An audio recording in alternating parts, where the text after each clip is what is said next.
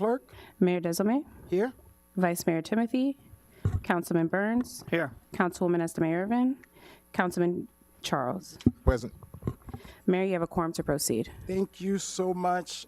Madam Manager, give me 1 second as I'm trying to get myself together.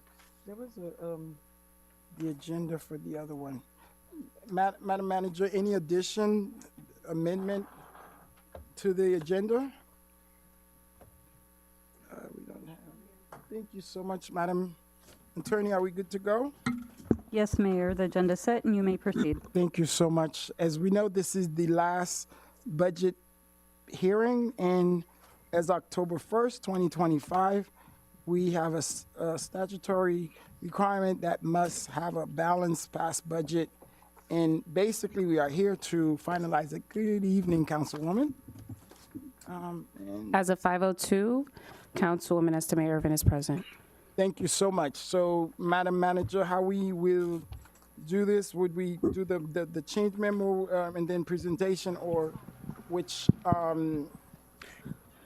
We would go ahead and do the presentation, then we can name all the changes from the change memo on the first meeting. Perfect. So, with that being said, we'll do our Pledge of Allegiance and then the prayer, and then we'll get into all that. Yes. Oh, we have our Assistant Chief Rivera. Yes.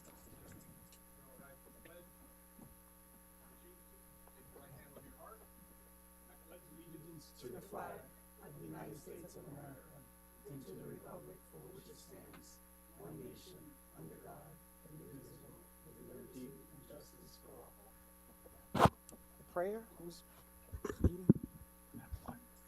Who's the, oh, who's? Oh, Pastor Abraham Rivera will lead us into prayers tonight.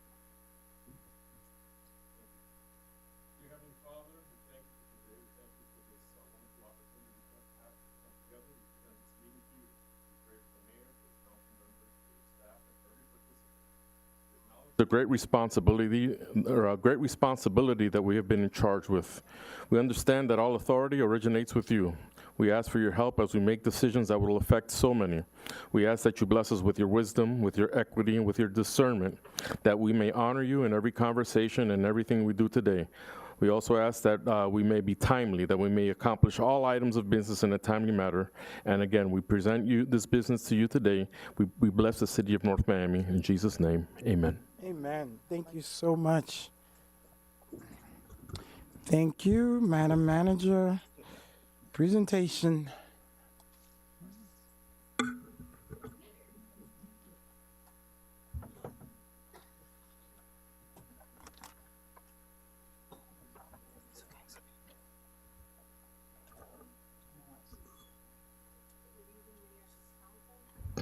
Good evening, Mayor and Council. Angela Reyes, Chief Financial Officer for the City of North Miami. I'm here to do the fiscal year 25-26 proposed second budget hearing.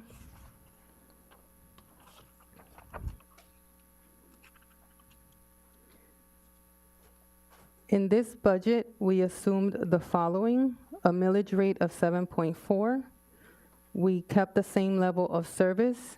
There was an increase of employee health insurance of 10%, general liability and property insurance of 10%, FRS employer contributions, 3% merit and 3% COLA for unclassified and non-bargaining employees, 5% merit and 5% COLA for PBA employees, PBA negotiation financial impacts, Enterprise Resource Planning Systems, or our ERP implementation, and fleet reimbursement increases.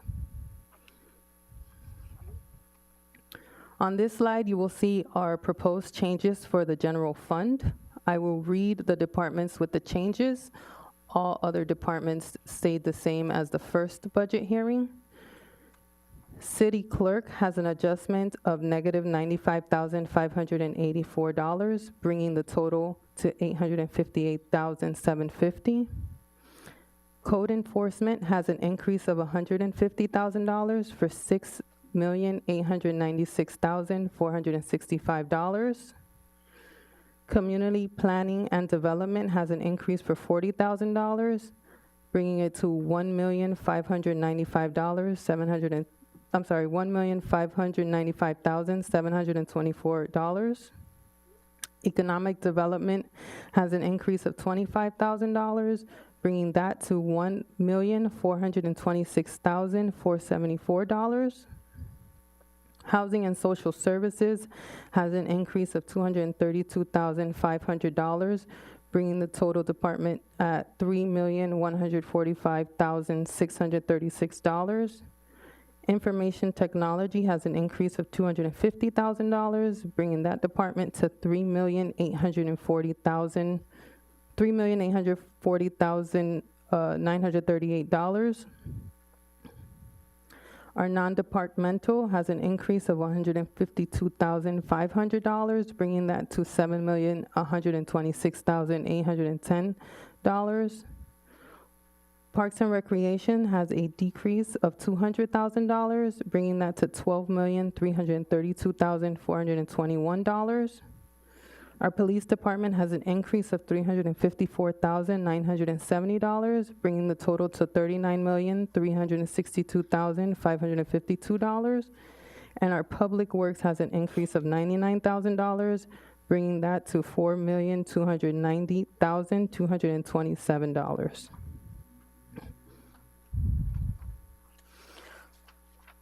Our proposed changes for the proprietary funds are as follows. In the Transportation Fund, we increased $1,775,000, bringing the total budget to $4,356,378. Our Enterprise Fund increased $6,625,000, bringing that to $67,342,032. Our Special Revenue Fund increased by $200,000, bringing that to $47,063,531, and our Internal Revenue has adjustments or increases of $750,000, bringing that to $11,184,580.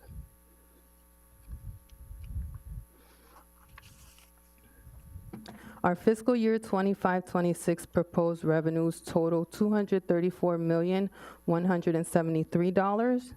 That brings general fund at 43.55%, our special revenue fund at 20.11%, our debt service fund of 0.76%, transportation fund 2.02%, enterprise fund at 28.78%, and our internal service fund at 4.78%.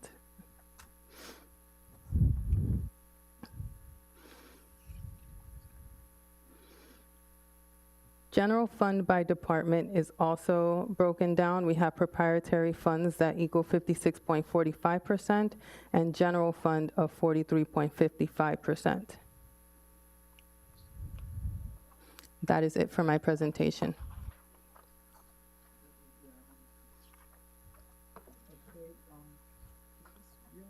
To read it in? No.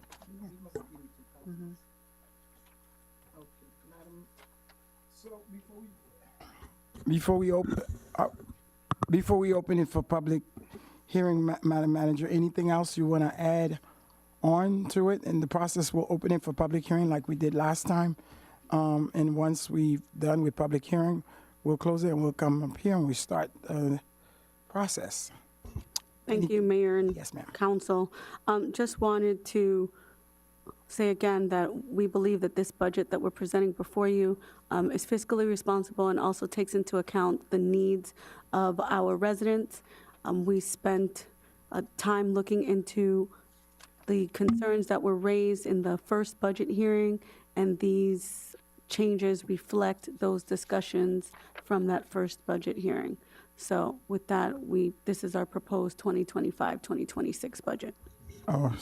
Thank you so much.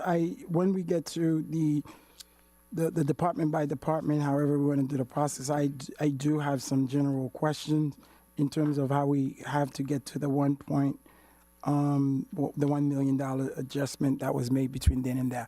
But before that, with that being said, we are open public hearing on the 2025-26 fiscal year budget, and I know Mr. Garrett is coming. So Jim, there's two mics. We're gonna start with Mr. Garrett. Anyone else? After Jim, please use the other mic if you are coming forward, and public hearing is open on the budget. Thank you. Mayor Desilme has a 5:08 p.m. Vice Mayor Timothy is present. Thank you, ma'am. Jim Garrett, 247 Brittany, Delray Beach. Hopefully to be in North Miami if I can afford an apartment in January. No, you can't do that. So stay where you Okay.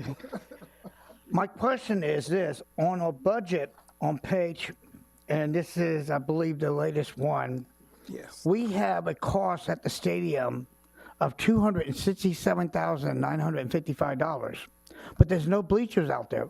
Why do we have this much money in a stadium that doesn't have no bleachers, doesn't host any games? I don't understand it.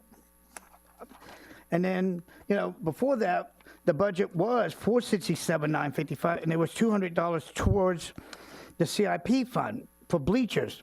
We know that the bleachers cost $1.5 million. And we also know that the emergency lighting and the backup generator and the fencing costs another $250,000. All Pioneers are playing on the road every week, and I know how that is because I played on the road every week when I played for North Miami High. And the home games at Harris Field is not good. All children deserve a state. I put my job on the line in 1982. I got fired from this city by a city manager that sat there, Larry Casey, because the vice mayor didn't like me coming up here as a student at Miami-Dade College in freshman year, speaking on behalf of my teammates, that we were asking for a stadium. And I was part of the original support stadium committee. So there's still 20 people on that plaque out there that are still living, including myself, and our city resident. Okay, thank you. Mayor, council, good to be here. Not really. It's 5 o'clock, Listen, thank you for the job you're doing. Thank you for all the work that went into this budget. Couple of suggestions. You can't change it this year, but I think the district council people ought to be able to keep the money that's not being spent and then carry it over to the following year. Something that Councilman Charles brought up last meeting. We talk about the cleanliness of the streets and everything else. I'm glad we have a city manager now that's going to be living in the city and feel what we feel and see what we see. We're going to spend about $1 million, I believe, on the Centennial. I wouldn't mind seeing half of that go to the Public Works Department for our infrastructure maintenance and repair. And last but not least, our own personal street, Emerald Drive. We do need some kind of a storm drain at the end of Emerald.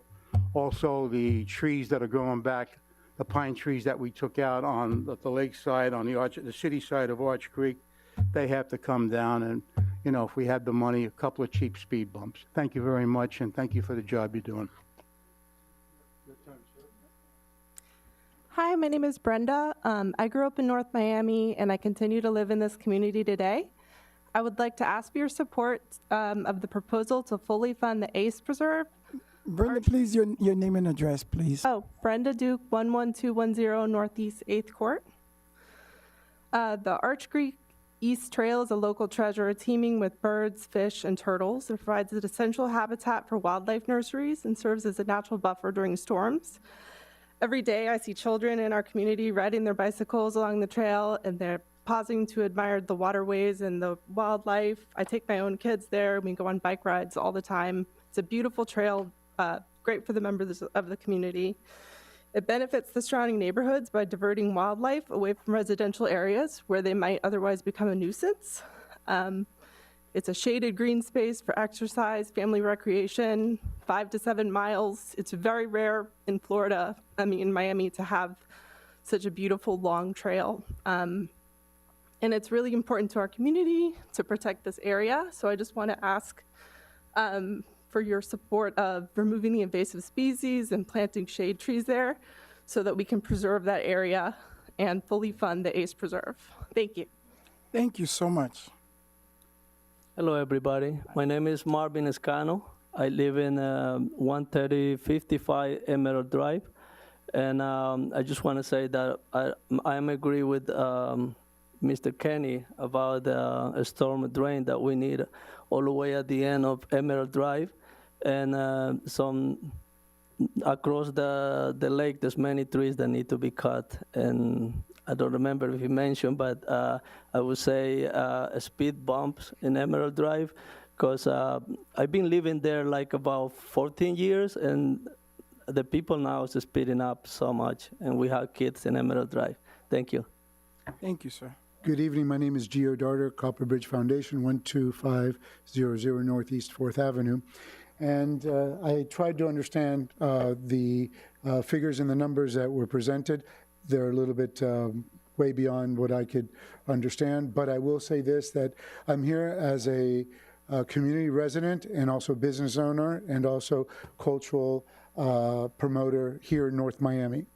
And I must say that I think that we have to pay a little bit more attention to our community and those that are living here. We too are invested part of this community. So if we're here to see the numbers, then we're also here to promote our city. In our case, I'm here today to say how important it is to really back our community and our organizations within our city, especially the Cultural Arts Department and the companies and organizations that promote cultural heritage here. We just mentioned the 100-year anniversary of our city. Well, that's a great opportunity for us to promote people to come and see North Miami as a destination. We did it with the Art Deco 2 years ago, where we had 250 people come in from around the world to our destination. We continue to have the opportunity to bring people to our city.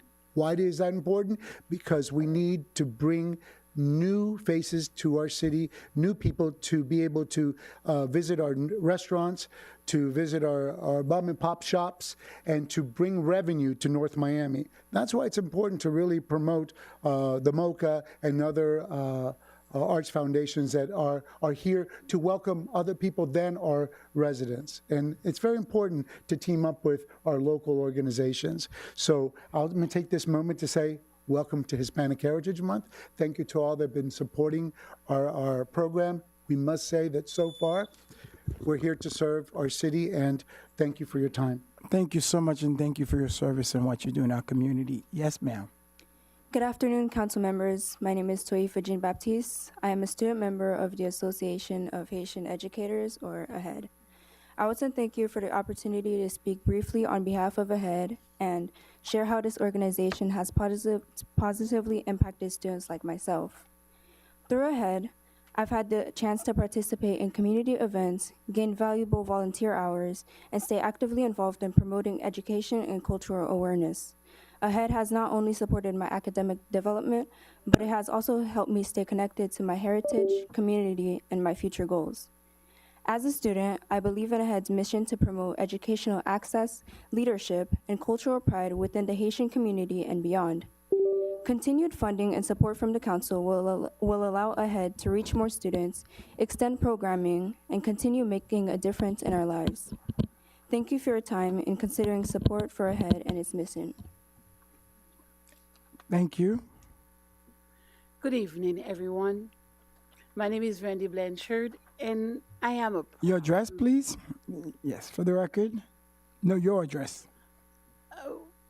My address is 10415 Northwest 29th Avenue, but I'm Thank you. representing AHED.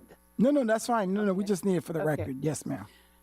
And I am a member at large of AHED, which is a Association of Haitian Educators of DADE, and I'm also a community leader. For more than 35 years, AHED has worked, tirelessly to support educators, parents, and students, providing professional development, not only for teachers, but also for parents, for students. We are an advocacy. And mentorship opportunity that we give into students.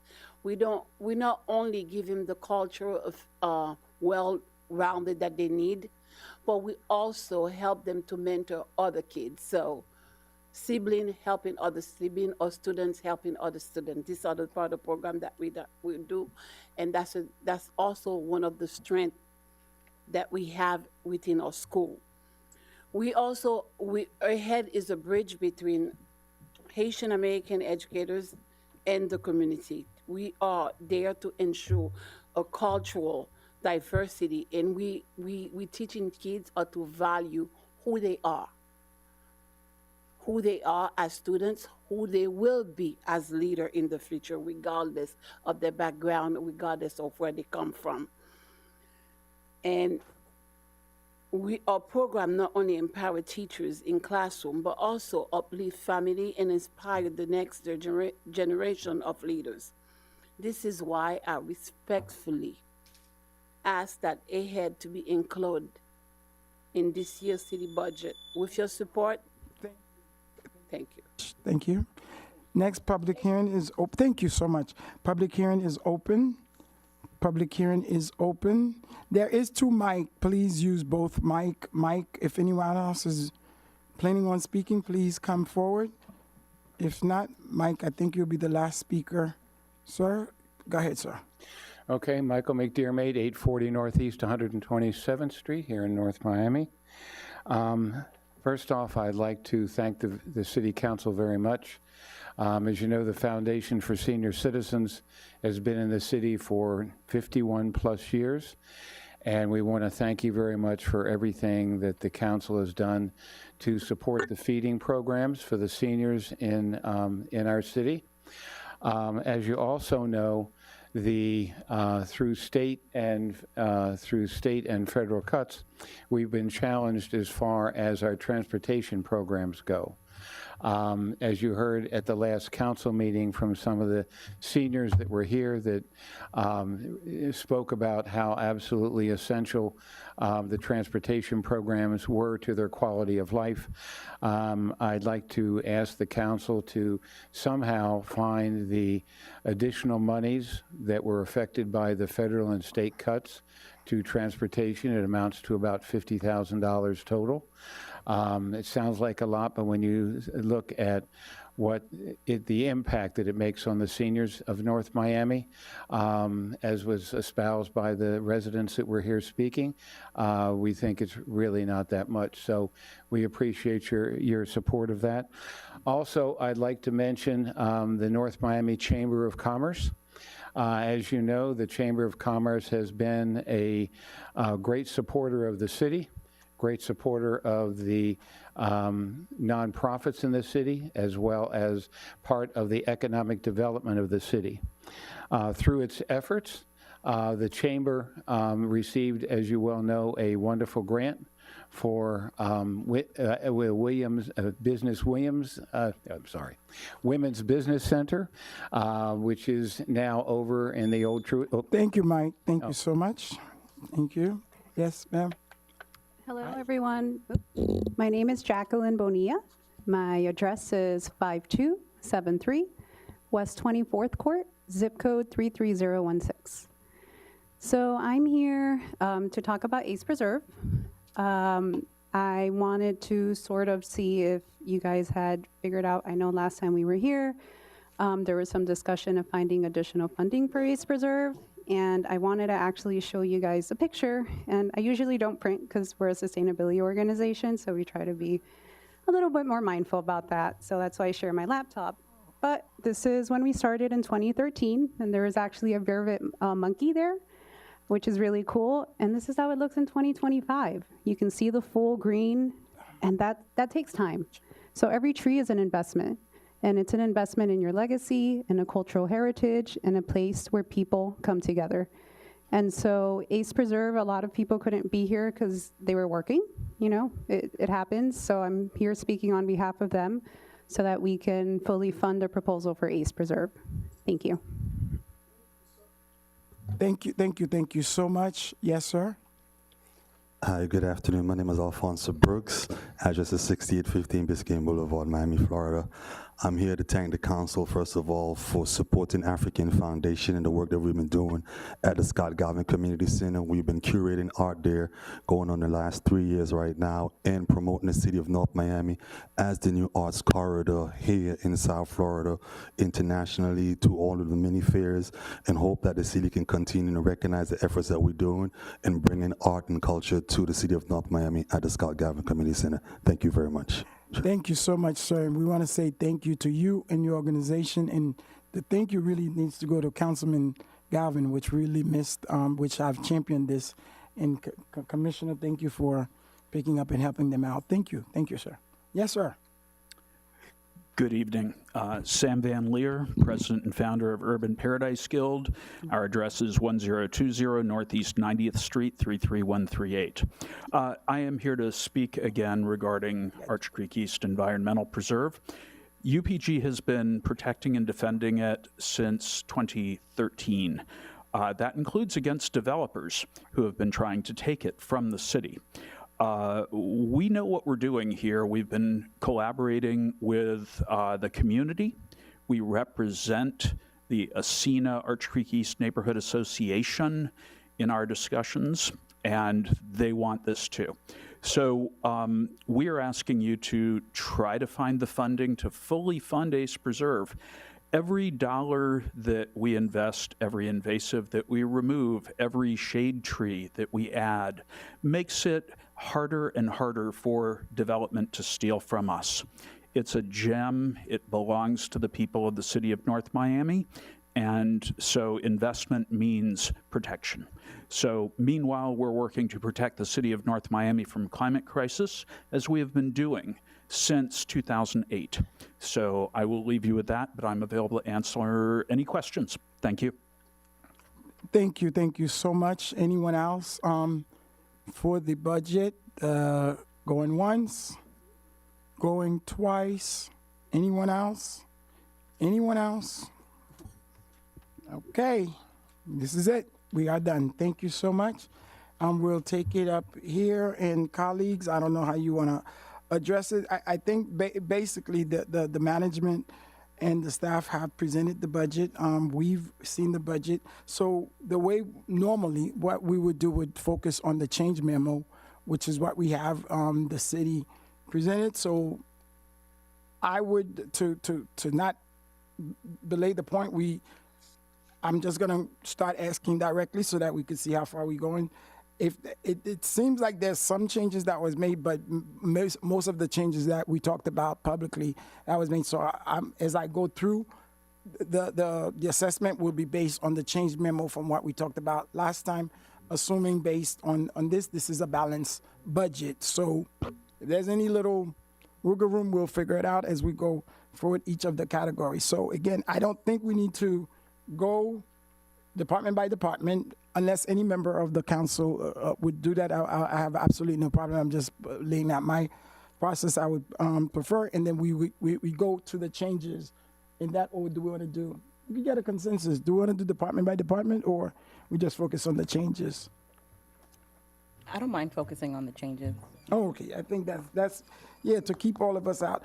Okay, so again, thank you, management, CFO, and the entire city department and our entire workforce for presenting this budget. So my first initial, I did ask for some event. The adjustment is what it is. So Madam Manager, is it my understanding from where we are, there were $1 million additional, even if it's not additional, but that we shift priority or whatever the case is, that was added, or explain the global number, and then we could go for each department by this one.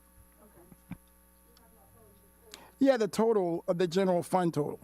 Yes, the general fund total. So there were, yeah.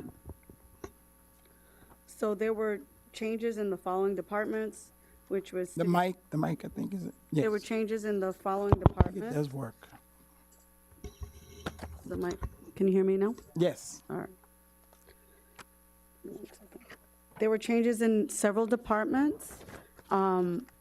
Do you want me to go through each of? No, yes. Are you go talking ahead, about go the ahead, original? Councilman. No, I think what he's asking about Just is the the adjustment methodology. amount. Yes, of that 1 million. Is it, so it's a cumulative number based on, for example, there are some increases. You know what, better. Right, yeah, there was increases and decreases, but okay. based on what was asked, like, there were more increases, so it was an Okay, increase. so we'll go ahead. And I know the capital project wasn't presented as well. I think it's presented in the change memo. Is that correct? There are some capital projects that were. Some, but that will. That's in the different funds, like That's the what that. transportation fund, Yeah, the stormwater enterprise. fleet, yes. Yeah, we're not. I don't think we touched those. So focusing on these is very, very simple. This is just just me making a comment. So we changed this code enforcement. So is it code enforcement, or did we always have them? Because I know we changing names and all that. So It's code compliance.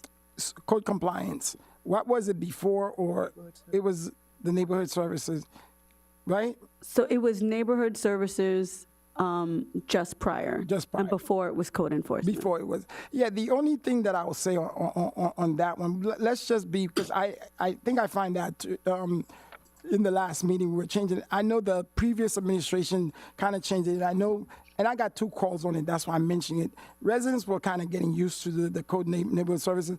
I don't know when the last manager did change it. That's something that I don't do. I think manager. A lot of our conversation that we have, I keep it behind closed door if it needs to be. I was not pleased with her doing that because I was not informed. I just had a meeting, the names were changed back.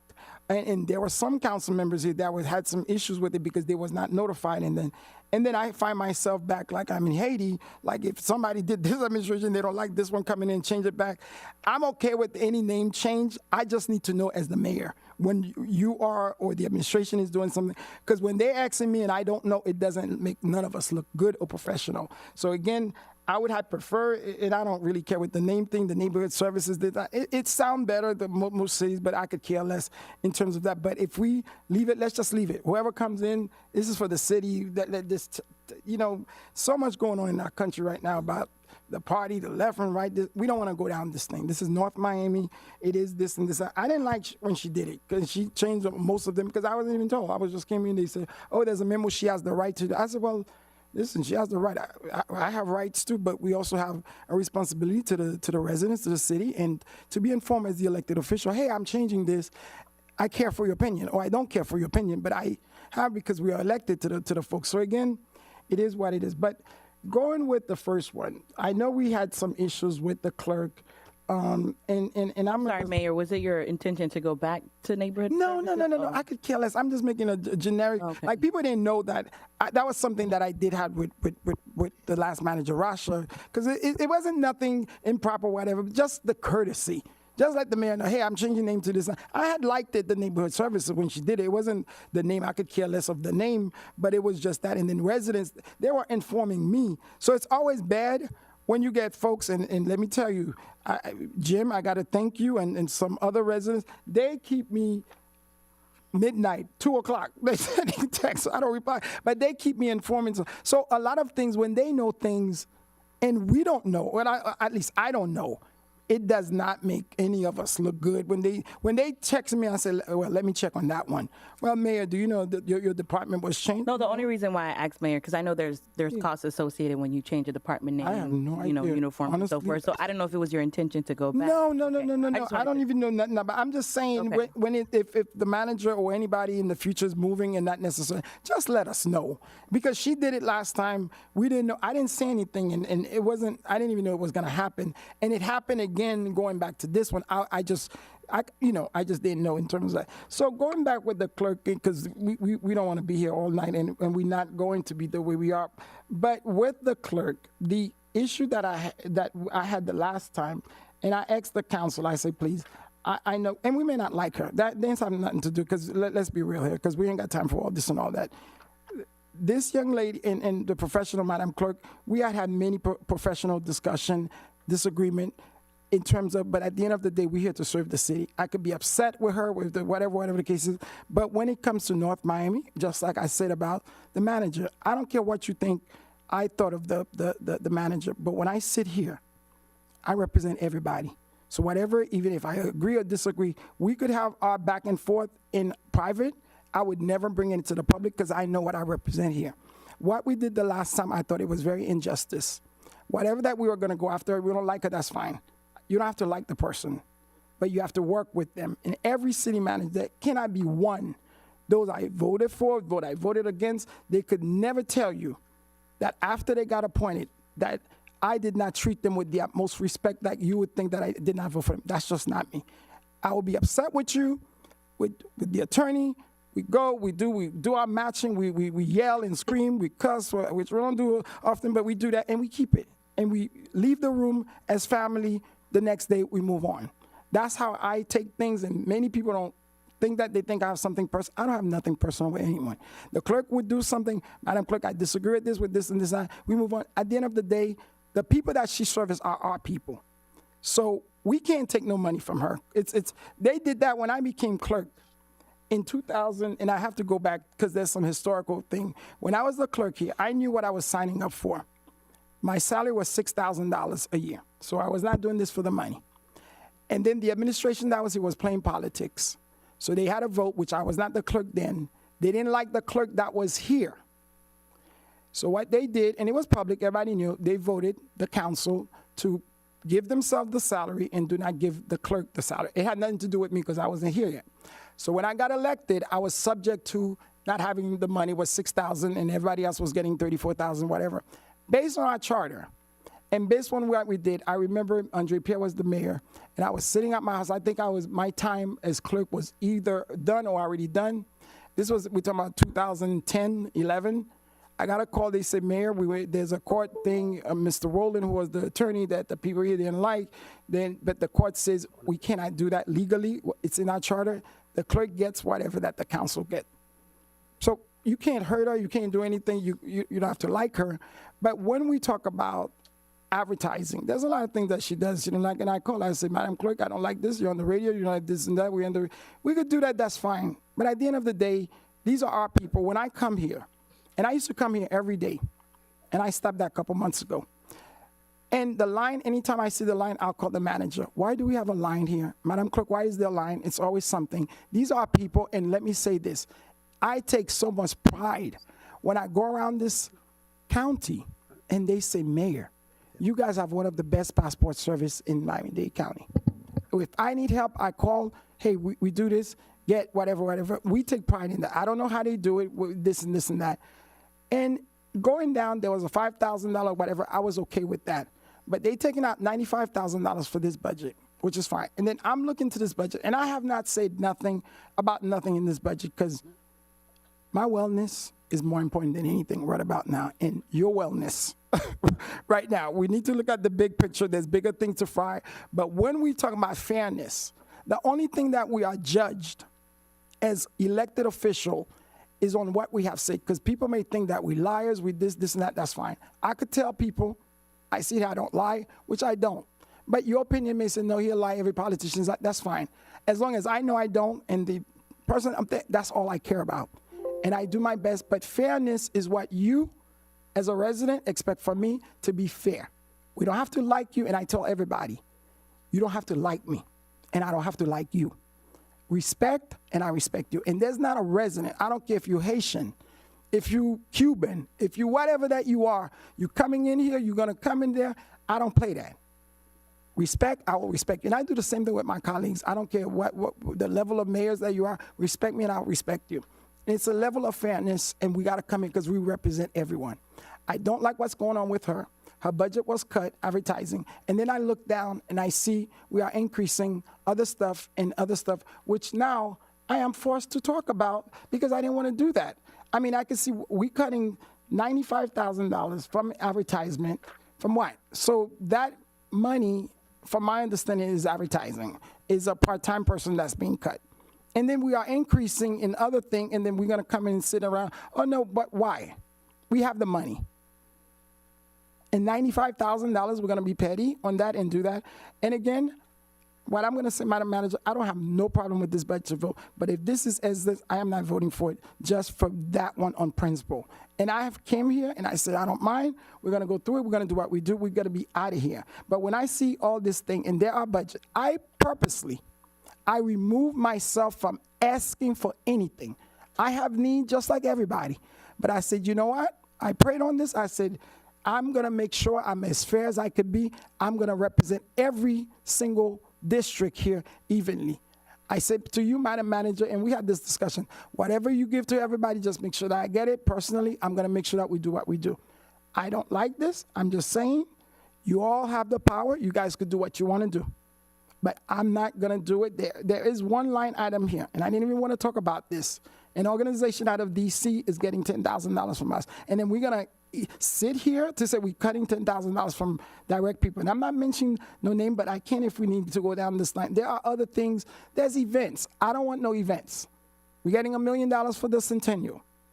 And you need to tell me we're cutting it, not all of it go to the Centennial. We talk to the manager because a lot of that money is infrastructure for our city, which is important, but we classify as that.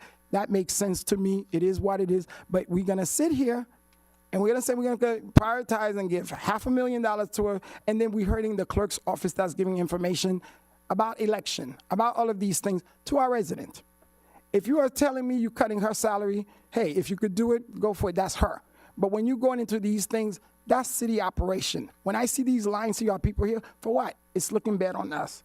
So again, I see IT, for example. We sat here the other day, and I personally say, is there anything IT you got? The director came here and said, yes, everything was good. I came in with this memo, $250,000 is added into that. And I'm not saying anything, because maybe they need it. Maybe it was an oversight. Maybe they mistake. I get it. That's fine. But you're going to sit here and cut $95,000 from the public, and then we're going to sit here as kumbaya. You don't like Vanessa? That's fine. She's just one person. You don't like me? That's fine. I won't be here forever. But this is the people of the people that we are doing. Second thing we see, I don't care about none of these things. There's still $25,000 for economic development. Do not have me go down that route about that department. So it is what it is. But the only thing that if you have $2 million in here, I say go for it, is the housing and social service for our entire city, because we have police, we have essential, public work is only $99,000. This is infrastructure for our city. Obviously, Madam Manager explained a lot of these have been moved to enterprise. A lot of these things are answered, but regular people who's looking at it doesn't know. We go to public works. It's down there, and then we're decreasing one other functional department because we don't like the person, whatever the case is. Police, again, I went in and I saw why is it, and I asked John kind of gave me in terms, this 150, we're getting the new department, code compliance. We're changing it 150. I'm okay with it, and I went to the specific. It's very vague in terms of what this 150 would be, and then we get to non-departmental, which is where we have $152,000, and if anybody's hiding stuff, this is where you do it. So I'm letting you know, and I know, Jim, you know about this, so I'm not telling you nothing. So in terms of that, it's $152,000, and you could go down, you could see, you got Mike coming here, and Mike, by the way, I think we do okay with the seniors. We got our own program. We've done very, very, very, very well. But again, if we have money and we're looking for that, and they asking for 50 and this and that, those are the programs when we talk about the people that we do. So it's up to you. I'm open to anyone in terms of the conversation. So my biggest thing is if y'all could find in your heart to give this the department this 95. What is the money for? No, I don't want to get Madam Clerk or the manager involved in this, because this is political. So that's my thing, and then we could do what we do, and that's it. And we do have a quick council meeting after this, so we could belay it or we could do what we do. But that's all. That's my only thing. Mayor, may. Yes, sir. Good evening, everyone, and it's a beautiful Thursday evening. It's raining, and I love it. I think in working the city's budget, some choice of words don't fit. I am not here to make friends. I am not here to make enemies. I am here to do the work that I was elected to do. The budget, we have to go to it. Obviously, the mayor doesn't have a budget because to the council, District 1, District 2, District 3, District 4, the job is done. So you are basically going to look good when everybody on this council look good. So that is the city. When the city looks good.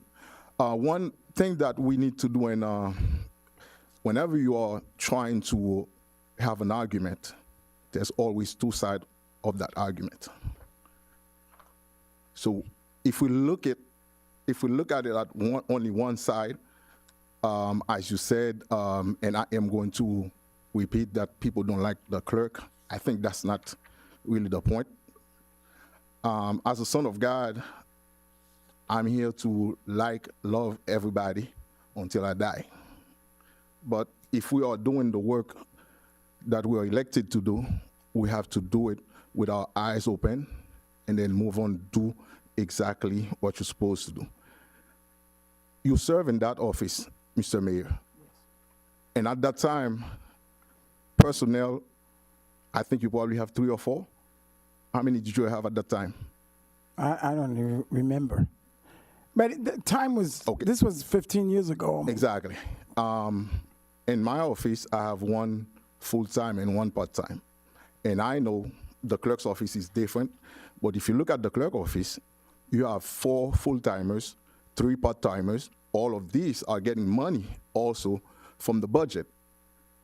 And I think about 2 or 3 of them got promoted from part-time to full-time last May. So you have to look at it in order for you to have that kind of argument. You have to look at everything. So I just don't want to spend the night talking about the clerk's office, the mayor's office, and whatever office it is. But if we are doing the work, we have to do it in a way that we just blind and then do what we got to do and move on. Like I said, the choice of words, they are not well placed for a budget. As the mayor, you can propose everything, and then we vote. We vote it up or down, but we cannot go in that line because after this meeting, we're still going to be elected official for the city of North Miami. We have to serve our residents. We have to go on about our business. If I need to stop at the clerk's office to take care of some business, I got to stop there because once you start it that way, it's like we are creating enemies, and it should not be that way. So the choice of words, we need to do a better job in looking at it. I have more questions down the line, but like I said, in our first budget meeting, when we have that line item for the interpreter, that was in it, and which is fixed now to another name. Last year, it was the base pay was $56,000. When you add everything to it, it was about $84,000. And this year, the base pay is $126,000.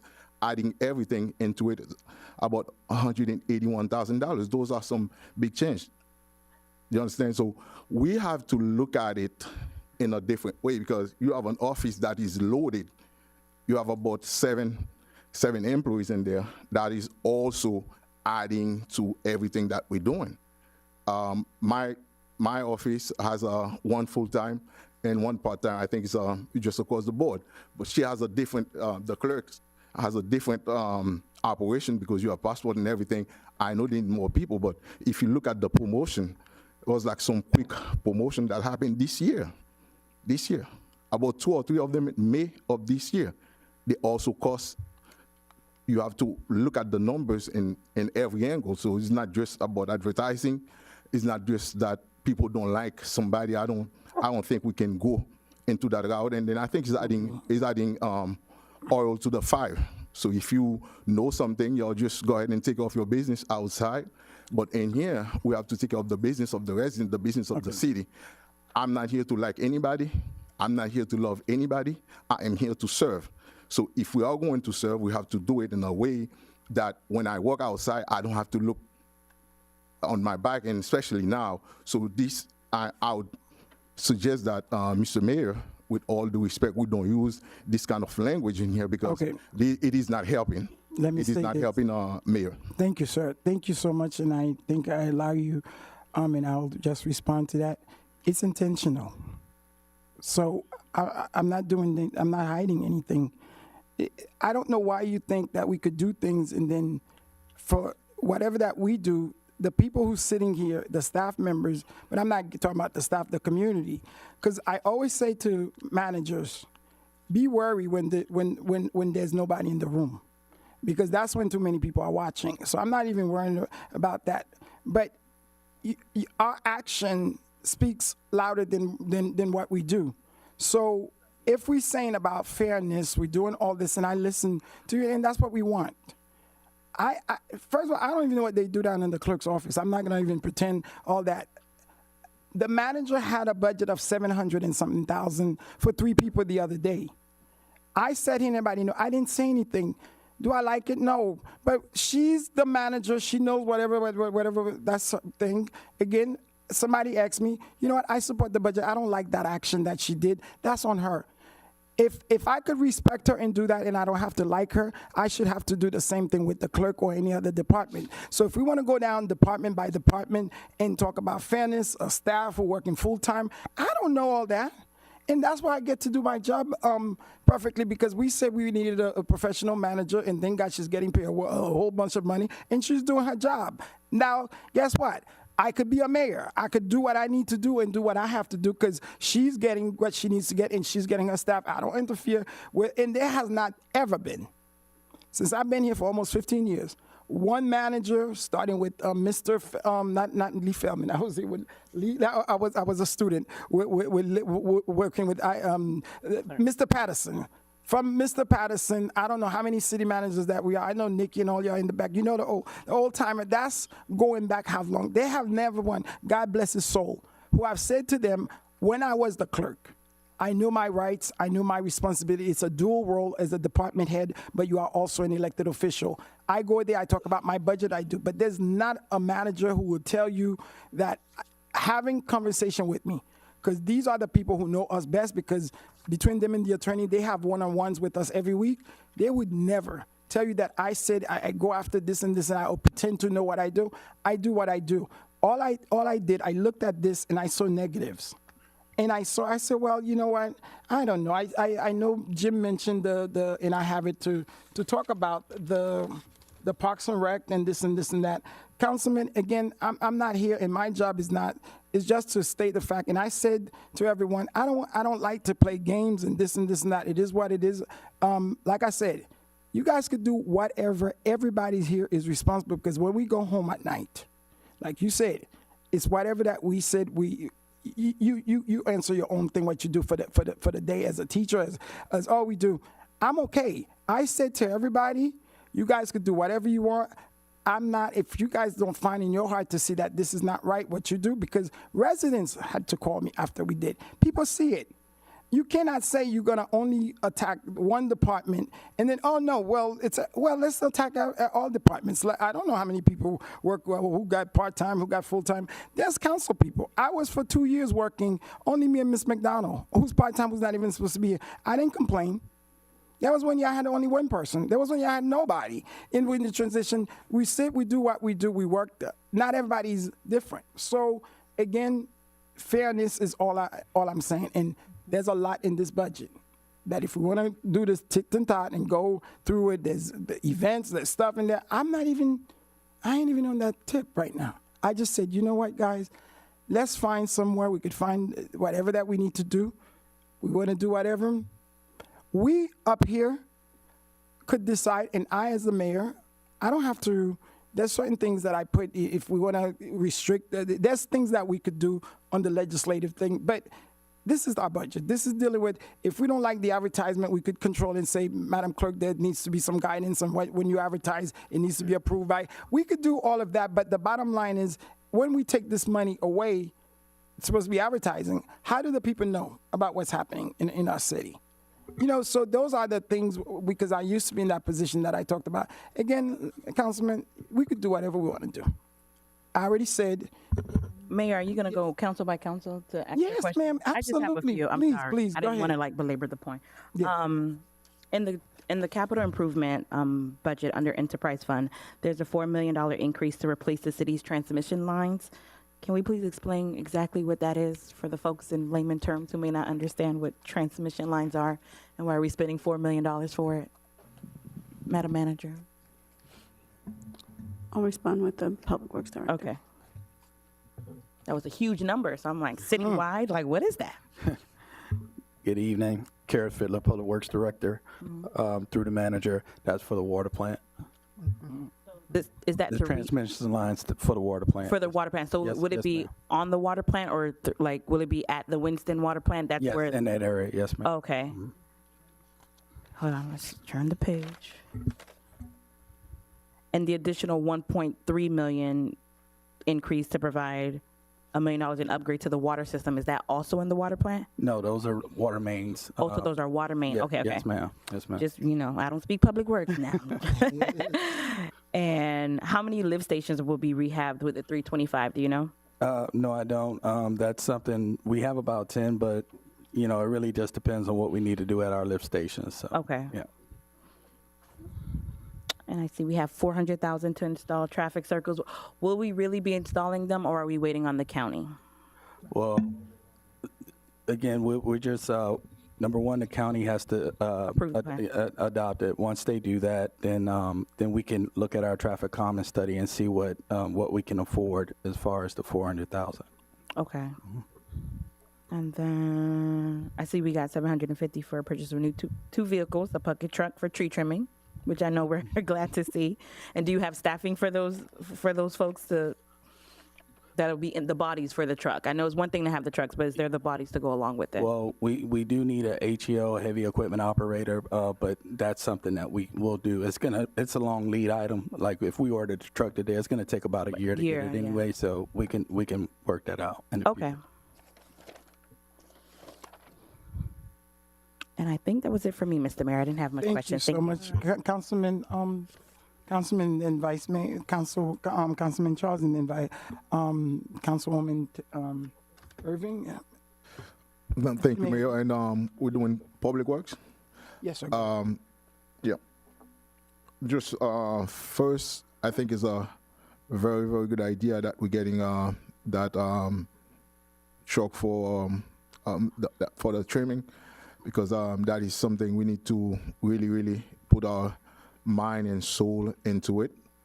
Cleaning our trees, not only for safety, but also beauty, because that will help beautify the areas. Because when you clean up the trees, it looks different. So I think that's a very, very good investment, and I applauded the administration for that, because that's forward thinking, because those are things that we truly, truly need for our city.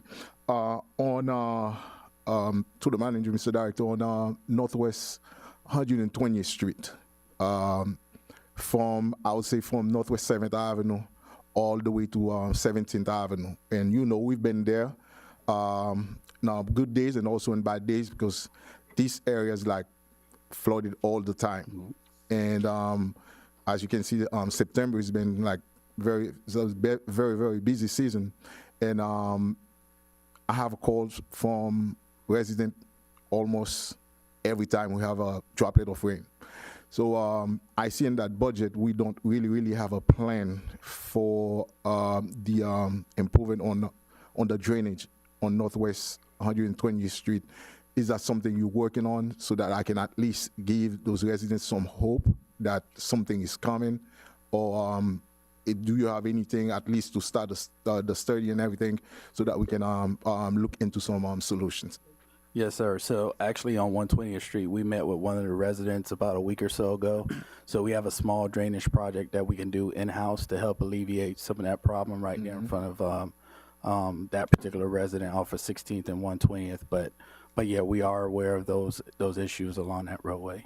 Yeah, but it's not just Northwest 16. I know around Northwest 16 we got more noise. Sure. But it is all the way up by the post office, and that area, Northwest 9th Avenue, always flooded, and go up to Northwest 8th Avenue. I know the street resurfacing job that they did, probably to that job, again, picking some of companies that don't even know what exactly they're doing. Probably they cover the drainage, because I don't understand it. The street is in good shape, but there is no drain. So my question is that I know Northwest 16th Avenue working on that, but do we have a plan for the entire street, because the entire street is being flooded? So I'd like to interject, because Yes. what we're working on right now is kind of going through what are our main problem drainage areas. I also had this conversation with our state senator about putting the drainage projects, some of them as far as our priorities. So I'll be working with my office will be working with Public Works to pretty much list them all and have them in a priority, so we can have a citywide proposal. Very good. No, thank you very much. Now, on the topic of water treatment plant, I'm not going into the water treatment plant, because I remember that we have a conversation about the pipes, because I know every day or so, twice, I'll be fair on that one, twice or 3 times a week we have a main break and everything, and we are working in putting a new water plant, and I had that conversation with you. I just want to ask you a question. My point was that we need to start planning on replacing some of those pipes, because the pipes are as old as the water plant. I know this year we did not address it in this budget, but I would like to see next year we start like a gradual replacement. So let's say we can invest X amount of money this year in replacing them pipes next year, and then over 7 to 10 years we have all brand new pipes. Get us ready, because when we talking about a brand new water plant and then we have the same old pipes, it's gonna be even worse what we're getting now as far as the main breaks and everything. So is there any plan and to work for that? Yeah, so the 4 million, that's the transmission lines. That's part of a plan to try and start working towards some of the infrastructure around the water plant. Wonderful. My last question to you would be about traffic calming devices. I think one thing that we are good in city government for is studies. So everything we have studies, we have people coming in, and then we start paying them. We pay them for like 4, 5, sometimes 7 years, and then we're still in the same phase. We have a speeding problem in North Miami. And what is going to help out would be traffic calming devices. And I know this has been in the work since I came in here. I mean, before I came in here, this has been in the work, and then we'll still get the same answer, the county. But the residents, at some point, they can't wait to see some action. My question to you, is there a timeline? Let's say if you tell me 6 months, about a year, they're gonna start dropping some of those traffic calming devices, and even thinking about reducing the speed limit in those residential area from 30 to 25, to help out, because we cannot just put all that on the back of our police force. So would that be something that is feasible? So do we have a timeline? Would it be in about a year or 6 months? So do you have any idea of where we are? Because We don't have this a is something that's been going on forever. I don't have a timeline at this moment. I won't have a timeline until I get back an approval. As soon as I get back an approval, we will look through each of those, and I will tell you when we can do it. We'll look at the budget compared to what's there, and we'll have that plan. Unfortunately, we're not able to do it until then, and I'm not sure when we'll get that back. It'll be one of the things that I'm looking into. As soon as we get through this budget, I will be talking with the county to see when we can get those answers, and then from there, we'll present a plan to you in terms of those. No, thank you.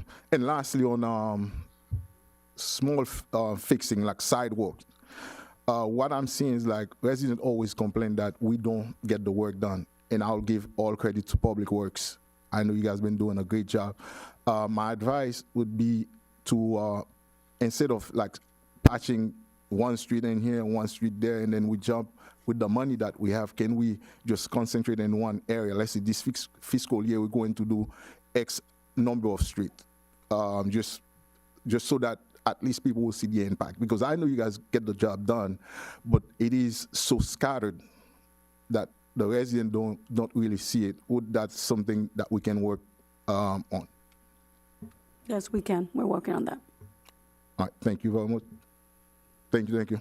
And just keep up the great work, because public works is all we need. And I am not going to complain about. I have one. It's not a complaint. I have one. I see the list of the corridors and everything that we are going to take care from this budget, and I love it. For some reason, I don't see Northwest 7th Avenue. And second, there's a problem that we need to attack head on, which is in District 4. It is so unpleasant to the eyes of those exiting and entering I-95. It is bad, the landscaping, the cleanliness of it. You have trash all over. I know part of it is for the city, part of it is for FDOT, so I need to know exactly what can be done so that we can start cleaning up these areas, because if you go out there now, it is bad, look terrible on all sides. If I know which part you're addressing, which I want to make sure, I think that's the part that we talked about, possibly talking with the CRA about before the entrance, or is that a different? No, that's different. Okay, that's I'm talking about when you getting on the ramp for I-95, either 125th, 135th, when you're exiting on those sides, 119, those back end of I-95 facing our district. I'll tell you, from the one from 135th, like when you're heading on that area, a lot of people don't even know if that's part of North Miami. When you get entering the highway on 135th Street, just this area in here, back of it is like terrible. You have trash all over, and the landscaping is bad. It's terrible. I don't know exactly who that belongs to. So in the case of maintenance, I think that's something we probably need to take a look at, because we are looking at our Centennial. Beauty would be part of it, because we have to take care of our street and our right over and everything. So that's why I just put it in your ears, so that at least we can take note and take a look at it and see exactly what can be done.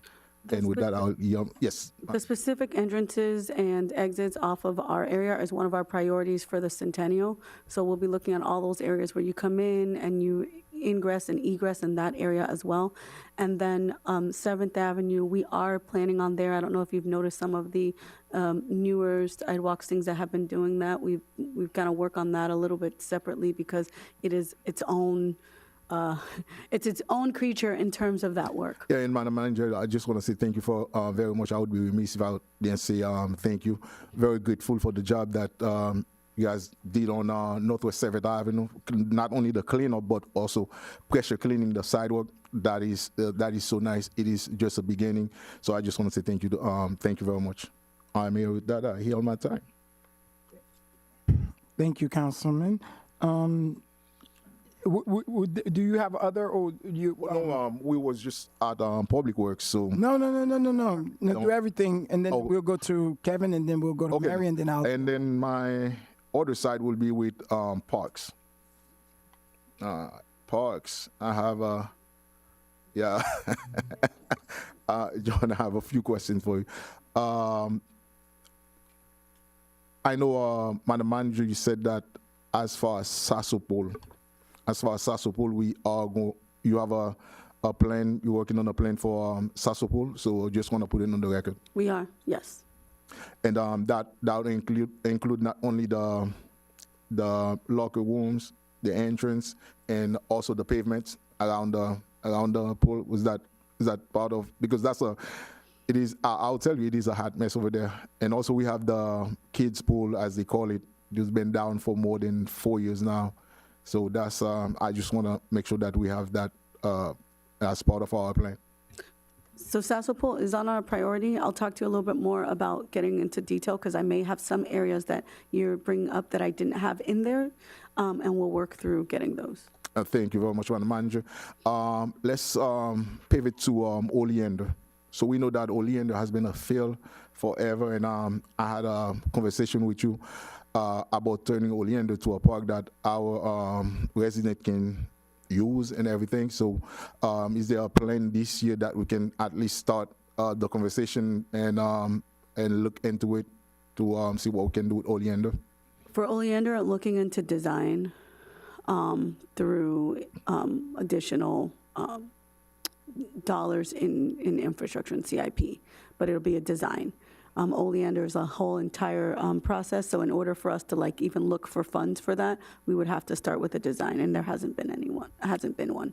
Okay. All right. No, thank you. And also the Judson.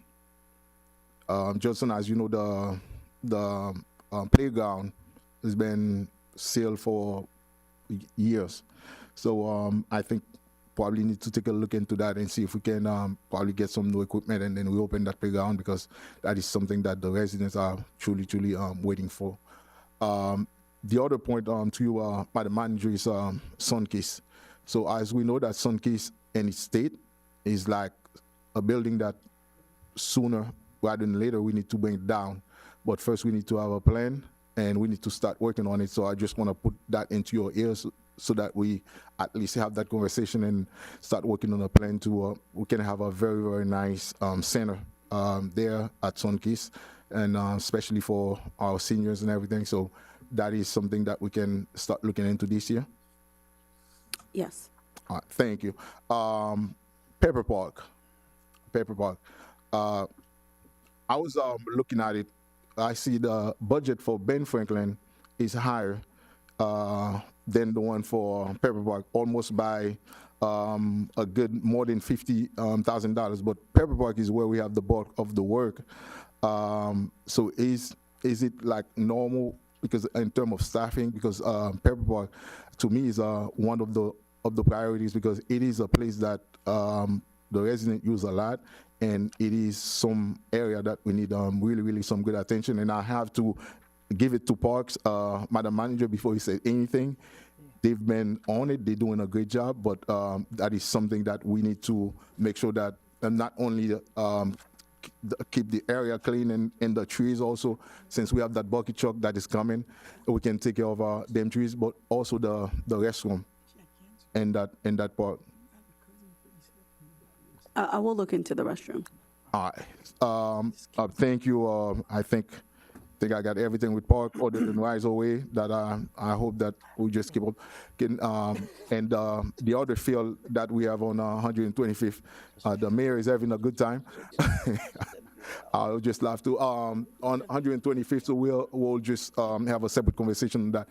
Now for housing and social services. Housing and social services. Ms. Bazell, how you doing? Good, so nice. Just so you know, members, while Councilman is going to each the department, please, if you have concern, so we don't belay any points, please ask your question there and then, because our intention was to, do it a little smoother, so that we don't. So if you have any question for housing, please, this is the time now. We are doing it. Thank you. Go ahead, Councilman. Yes, thank you. No, quickly, housing. I guess, Ms. Bazell, we had that conversation to the manager. We had that conversation about the senior program, see if we could add one more day, and I said that there was an increase. Is that would that be possible to add a day to that senior program? Because I know I was very happy, smiling when I saw the increase. So I'm just asking. We will. Albert Bazil, Housing and Social Services Director, through the manager. We will. I want to take administration. The supplemental was approved. It's a matter of determining right now what days it will be, because remember, I'm using the same staffing for the pantry and for the senior program. So it's a matter of determining which day will work better for us. But we have the funding to add a third day per week. Very good, and I am so happy with that. And also with the food pantry, I know it's tight out there. I see that we have also an increase with the food pantry. My question is that don't start smiling. My question: will we go back to our regular schedule, or we'll still go on that? Yeah, yes, we'll go back to our regular schedule with the food distribution. I'm gonna promise, but not in the next 6 months, because right now the way it's working, I got everything that I needed. We got the refrigerated containers, but the issue we are having is space to store. You just bring the case for Sunkist. I don't have any storage place. When I order food, I have enough space to accommodate for one distribution. Now, if I have to store, to have people come on a daily basis, we don't have the space for that, Councilman. So for now, we manage to have distribution twice a month, and then on demand, if someone have a need, we are open on Monday, Tuesday, and Thursday. Okay. All right. That was my. Wait, go ahead, I have Mayor. a question on that. Remember, when I first became mayor, I think it was before you left, Madam Manager. I think the request came after you left, but while you were here, I started actively going after money from the Fed. And this before we where we are now. So I was able to get something before. So we know that the Congresswoman had approved us in the appropriation. I think, Katia, we put in one specifically for to get a new building at the Sunkist Grove, and we know that that would have been a couple millions in terms of that. We started with the Fed. So, Madam Manager, that money, how much money? I mean, Katia would probably be able to answer. We did confirm. Was it $1 million that we? Can you help us out? I will defer it to. Yes, thank you, ma'am. Good evening. It was 800,000 that was approved. Okay. Yeah, and we still haven't received those funds. You didn't say that. Did you say we haven't received them yet? Oh, Lord. Okay. Well, okay. We will.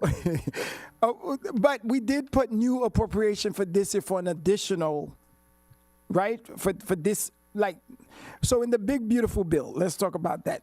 Do we have money there that, not saying that they approve that process, because I know that we were supposed to reapprove it, and I thought we did. Did we put money in this new one? And I know Congress have not, I think they already, we did?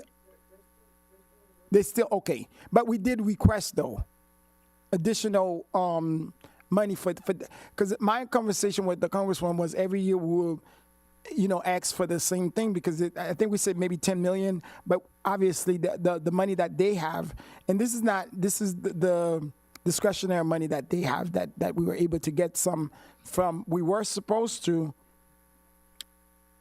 I left it alone because I thought Becca was, but we started that. So we need to kind of circle back to see, because I think in the big beautiful bill, we might be able to have another 8. So that would be 1.6 million. And then, Madam Manager, my question would be, I thought we did receive the money. What's the restriction, or if it's for, that building, and we may need to do repair before, because obviously we don't have the 10 million now, things like that. But I guess we got some work to do too. Call up DC and see. Okay. Thank you, ma'am. Yes, sir. Go ahead. Yes, almost done. First, I want to say thank you to our police for everything that you do, and I think your job is even a lot more now, starting today. Just keep up the good work. Now, quickly with the increase that we have in police, so does that mean we're gonna have more officers on the street? No. We're hiring additional 2 officers, but that includes, the additional was police vehicles that are needed in order to satisfy those hires as well. Okay, all right, that's fine. Glad that we could replace the roof so that everything would be safe over there and all the other works for police. So I just want to say thank you, and also to you, Madam Manager, the lobby area at City Hall. It is something that we need to take a look into it, because it is not a welcoming area. So we need to, as we getting ready for our centennial, so we need to work together put a plan together to see how we can, even though we are into our old building that we know, hopefully we can get a new one, but how we can put a plan together to do some upgrades in the lobby area so that it looks better when you walk into the City Hall at least you feel like the area is welcoming. So is there any plan in place for that? There is, and it's inside our additional city hall repairs, just to do some additional work in the lobby for sprucing. And thank you. And with that, I just want to say thank you and thank you to you, the entire team, our CFO. I know I've been in your ears day in and day out asking questions because I am bad with numbers, so asking questions, and I know. But I just want to say thank you because the work that you guys put in the short amount of time is not easy, and just want to say thank you to for everything that you do. Thank you for looking out for the seniors. Thank you for looking out for our residents at the food pantry because this is important. And thank you again for putting a budget in here to beautify our city because it is important. I see you added money for tree trimming. You added money for more services to our corridors and everything. And as we're getting ready to celebrate our centennial, we'd like to have a city that is beautified, city that is well maintained, because that's what we want to see. And to that, I just want to say thank you to each and every one of you. Thank you for the work that you do, and keep it up. With that, Mayor, I know it wasn't that bad, right? No, Kevin said we have an hour. Okay, then, So yes, thank you, Mayor. I'm ready to go now, but go ahead, Kevin. Oh, no, let's Go ahead. And, yeah, Councilwoman. Thank you. Yes, sir. I'm here till midnight if we had to, but I don't think we're going to have to you'll be. be by yourself. Go ahead. Okay. Mr. Mayor, I'm going to echo your concern about the city clerk's deduction.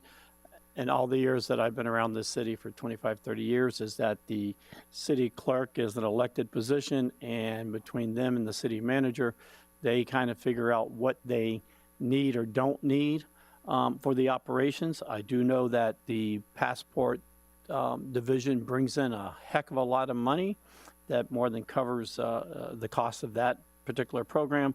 And I always took a hands-off approach as far as interfering with the day-to-day operations of the city clerk's office, because there's a professional staff there, and it's also mixed, which is unique with an elected person's position, who's responsible to the citywide, has to answer to those constituents that she serves citywide.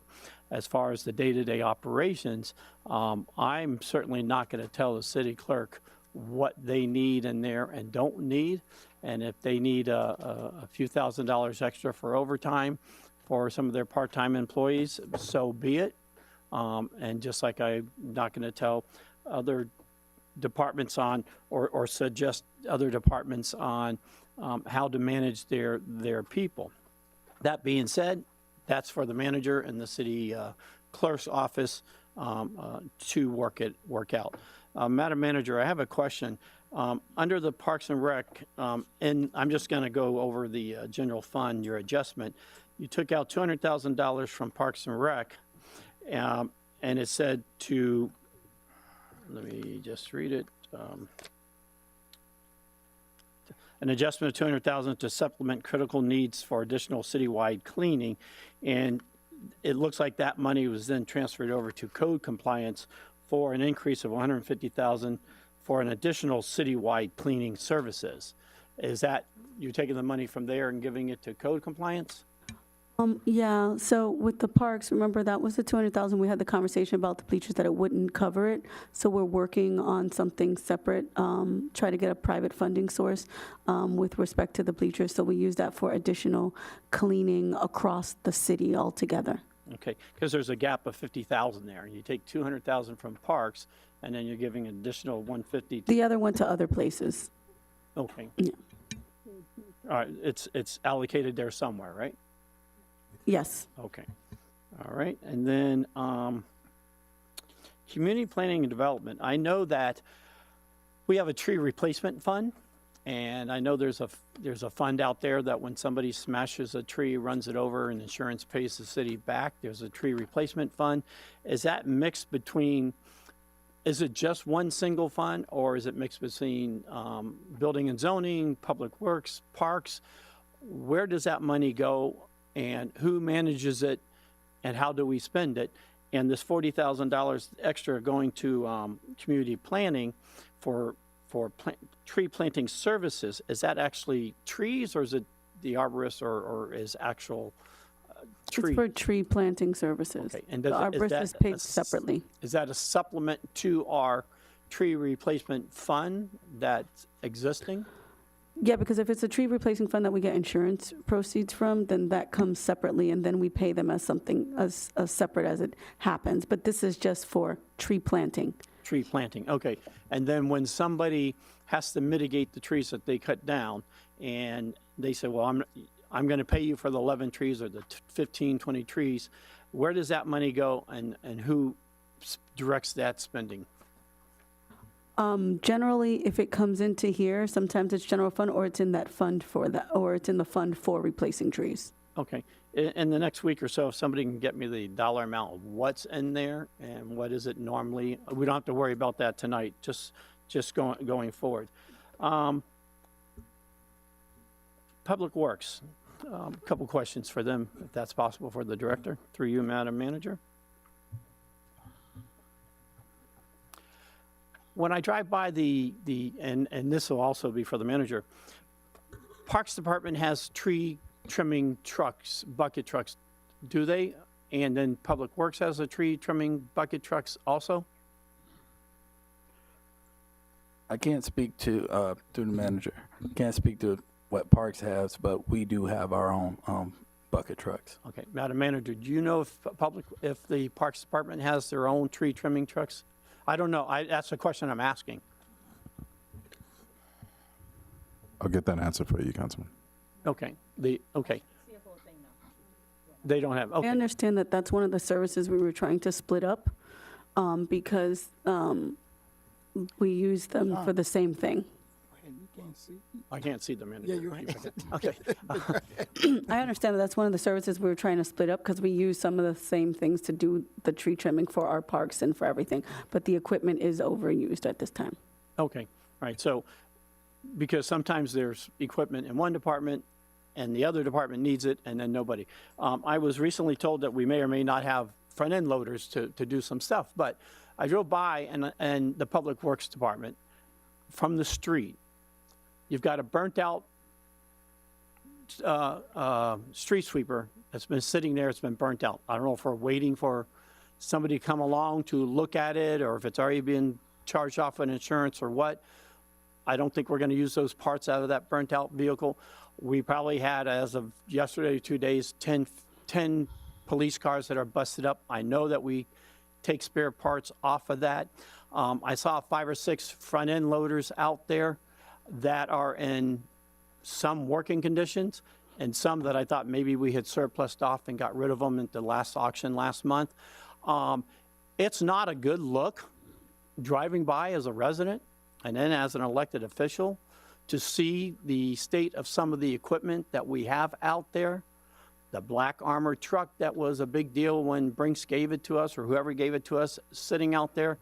Other vehicles and tractors and so forth that are not looking like they can get, that they're functional. If they're no good to us, I know we've just did an auction and got rid of surplus a bunch of stuff. I think that when we turn around and say we're going to spend another $2 million, $1 million on equipment and everything else, and then people see that look, it is not good.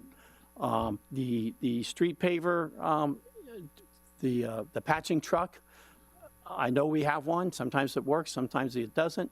But I have to stress, we have to maintain the equipment that we have. And when we get new equipment, it's got to be, we've got to figure in the cost of maintaining that equipment, because it's not cheap to buy a new truck. But what goes along with that is the maintenance. And you have to make sure that we know that you guys need the money for the maintenance and that we appropriate enough. And because and I'm not going to dwell on that, but we've got to take care of the equipment and the facilities that we have. That's all I have as far as public works go. Oh, one question. The $4 million, you're saying it's for the transmission lines. Mm-hmm. And you said it's near the water plant or part of the water plant? It's going to be part of our, when we do whatever we decide on doing with the water pipe. Either way, the transmission lines have to be done. Okay. Would they be part of the brand-new water plant? I'm trying to figure out, are we putting pipes in before we have a design and what No. the water plant's going to do? No, sir. So the transmission lines, it's like lines that supply the major, it's not a service line or anything like that, but it's part of the infrastructure that the water plant is going to be a part of as well. So no matter what we do, we have to do these transmission lines. Okay. Yeah. And when we do the transmission lines, they'll be able to synchronize with whatever the new design, which we don't have yet. Correct. Those lines aren't going to interfere or be obsolete by the time we build a water plant. No, sir. Okay, thank you. That's it on that. Madam Manager, non-department, we all praise the Chamber of Commerce that, how great they do and so forth, and they had a $37,500 from last year's budget. If I'm reading it correctly, they're getting $20,000 this year. They were asking for an increase because of the new work that they've been doing, but it looks like under non-departmental grant, they get cut from $37,500 to $20,000 when the grant that they got for and I can't say the Women's Center anymore because of the federal government's guidelines, they got a grant that's going to be paid out over the next 5 years. That's totally different than their operations that they do day to day and the number of businesses that we turn to them. But under the non-departmental, it said allocated $37,500, and then this year's allocation was $20,000. No, then we increase it. This is what I'm you talking about. Mr. Mayor, I'm going by what's on the budget. No, we increased, in the last meeting, we increased the NOMI Foundation for senior citizens. Oh, that's- So that one was talking about the increased to Chamber of Commerce. 115. Oh, the chamber got money. Okay, What you no, talking hey, about? see, that's a misconception out there. That's a misconception. What They got misconception? they got a big grant. And the Okay. grant is specified for something for the next 5 years. Okay. And that has not, they can't pay their day-to-day operation. But that has nothing to do with us. But what I'm saying is that No, we've always giving them- supplemented, wait, we've But, always okay, supplemented. One Mr. second. Hey, let Councilman, me- go ahead. I'm sorry. We used to give them a larger amount. Okay. Then it got decreased. And the last couple of years, it's been at $37,500. They asked us to increase it because of additional work that they're doing for new businesses that are coming to North Miami. Not only did we not increase it, we didn't keep it at the same, we cut them down from $37,500 from what they're in 24 Okay. to now down to $20,000. Okay, I see. So No, that's so not. I'm just saying we're I even got you. cutting them more Okay. when they're no, actually trying to, they're the No. the I focus think of we the understand. thing. I don't. I'd rather take the $25,000 that Listen, for the Councilman, let us do that. economic development. Listen to what I'm and send it to saying, them. sir. We'll decide that as a policymaker. I did not understand that, so we'll just ask the manager about that. But they got money in terms of I'm not looking at giving them more money, but we should not reduce from where they are. So, Madam Manager, I'm just asking. I'm not asking for an increase, but where they were last year, are they at that number that we gave them? It's a 17. Okay, so how much less? My only 17.5 decrease. So, I Okay. mean, if If council wants listen, to. I don't care what's in here, whatever people got, that's their stuff. If y'all could find less than 100,000, give them the little. But I do think, but the chamber, we've done our best with the chamber, with the North Miami Foundation, because the same thing that they do, and we appreciate them. We doing also it, right? added the utility fund. Yeah, for no. But 125. what I'm saying is, we giving them out stuff, but we also provide the same services. We do the senior program, we do all that. So there's some balancing. We're trying to be fair in terms of that because we're not getting no money from nowhere, especially not from the federal administration in helping. So whatever that we give, we'll see what we can in trying to be fair. Okay. Yes, I think we should, keep it at that level, but not increasing it, but we do. And I don't want to go into, because this budget posted and there's things, if we could sit here 2 days and if we want to go about what shouldn't be in there, all of that, what we morally, but we're not doing that. And we kind of know that, and I don't think we should do that, but let's just try to at least be as fair as we can. If we could add that little thing and see if we could add the little people money from the clerk and we good and move on. I don't have And a if we don't bring that up, then the administration is going to believe that we're perfectly fine with everything. Bring what up? If we don't bring up some of these individual items at this meeting, at this No, budget no, hearing, no, no. then they won't, they're going to assume that we accept anything and everything that they're putting forward, which I don't. There's some things I have questions on, and one of them was decreasing the North Miami Chamber of Commerce. Yes, yet another Chamber of Commerce got a large, another. Those are the unfair. So- Okay, what I'm saying is, Councilman. I just don't think anybody should be. No. I agree with you, and it's respectfully for anyone. I would never, and I'm sorry if I cut you off. What I'm just trying to say is, there's specific parts of the budget. Obviously, I did not read all 800, whatever the amount of pages there are, and anybody. I don't care if you're a budget thing, unless you sit there and know where to hide money and do what you do. We're not talking about nothing illegal. We're just talking about in terms of the processes, the thing. Yes, anybody could come here and make the point. Trust me, every day I come, I do my work. I don't need to, at this meeting, you do have an opportunity. She is your manager. She works for you. The administration works for you. So for you to sit here and give the impression, because the residents, they don't know. If you said that, we have opportunities throughout the entire year. To If make there's budget something- adjustment. Yeah, to make things, and Councilman, I would not, if I know that you have a fight, or Councilwoman or Vice Mayor has a fight about their district, about people, I'll be right with you. I don't care what it is and this and this and that.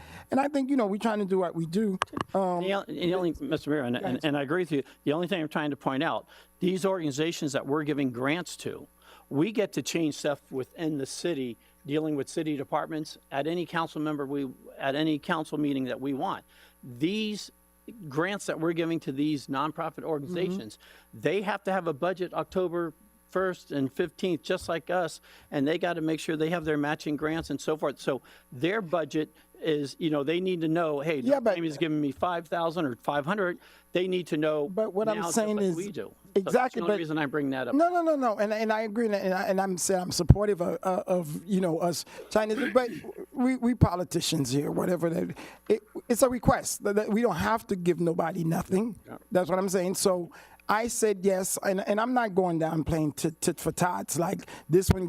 There is one, I did see that, and I don't like it, and I'm not putting it publicly. I'm just putting out there is an organization that I don't too much think that should be getting nothing, but I'm not even bringing that up as one of my concerns, but I'm putting it out there, and I'm willing to vote for it. As it is, because I understand the reality, but I'm trying to be real. But we can't do that and then we cutting our own city, and then I'm okay with that. So that I'm not. So that's why I say the chamber is a good request. We could put it out there. It's 17,000 and see if they could find that. Listen, Councilman, you and I, the only thing that we could do is to advocate, and we have our vote, and we vote, and that's it. People in the same thing with the vice mayor, with the two. So we could do what we do and see what we come up with and deal with it. So 17,500 for the chamber. That's that. Any other changes that we see, that any council member that we could put out there? I have a couple more questions for the manager. Go ahead, I'm sorry. Madam Manager, there's allocations that were in this year's budget, but the projects were not completed, such as the shelter replacement over at Enchanted Forest. Does that money that was allocated as far as the 40-year inspection and the roof replacement, it was $240,000. Is that rolling over? And then your additional money that's in your budget, that's to take care of another facility within there, the other repairs? They're not losing it because we didn't do the shelters this year. No, nothing. Capital is different, right? Like, so we may have a budget for the capital projects, and if we don't complete them, then we continue the money there to complete those projects. Right. So, and that's one of the main issues we've had, is really completing projects. We're trying to get through completing the project. But if it was there and they've started the project, we're going to complete the project. Do you consider the roof, since they have started trying to go out and get some bids? That's in here, the Enchanted, that was fully funded, From last year's, and then you have additional money for. Well, no, because the addition, it's not, when we have capital projects, because we've had money for it before, we don't do it in new money. And that's why you can see the number is sometimes higher than the full amount that comes in and the increase in our tax for the year. And that's because things come over from some of those projects. So I don't have an additional project for it, but I have that project to be funded. Okay. You have a line item of an increase of the office and the repairs out at Enchanted Forest, which is great. But in this year's budget, it was the 40-year inspection repairs, which included the repair to there was 240,000, included the repair to the shelters and so forth. So the supplement that you have, or the money you have in the whole 240,000 was not spent.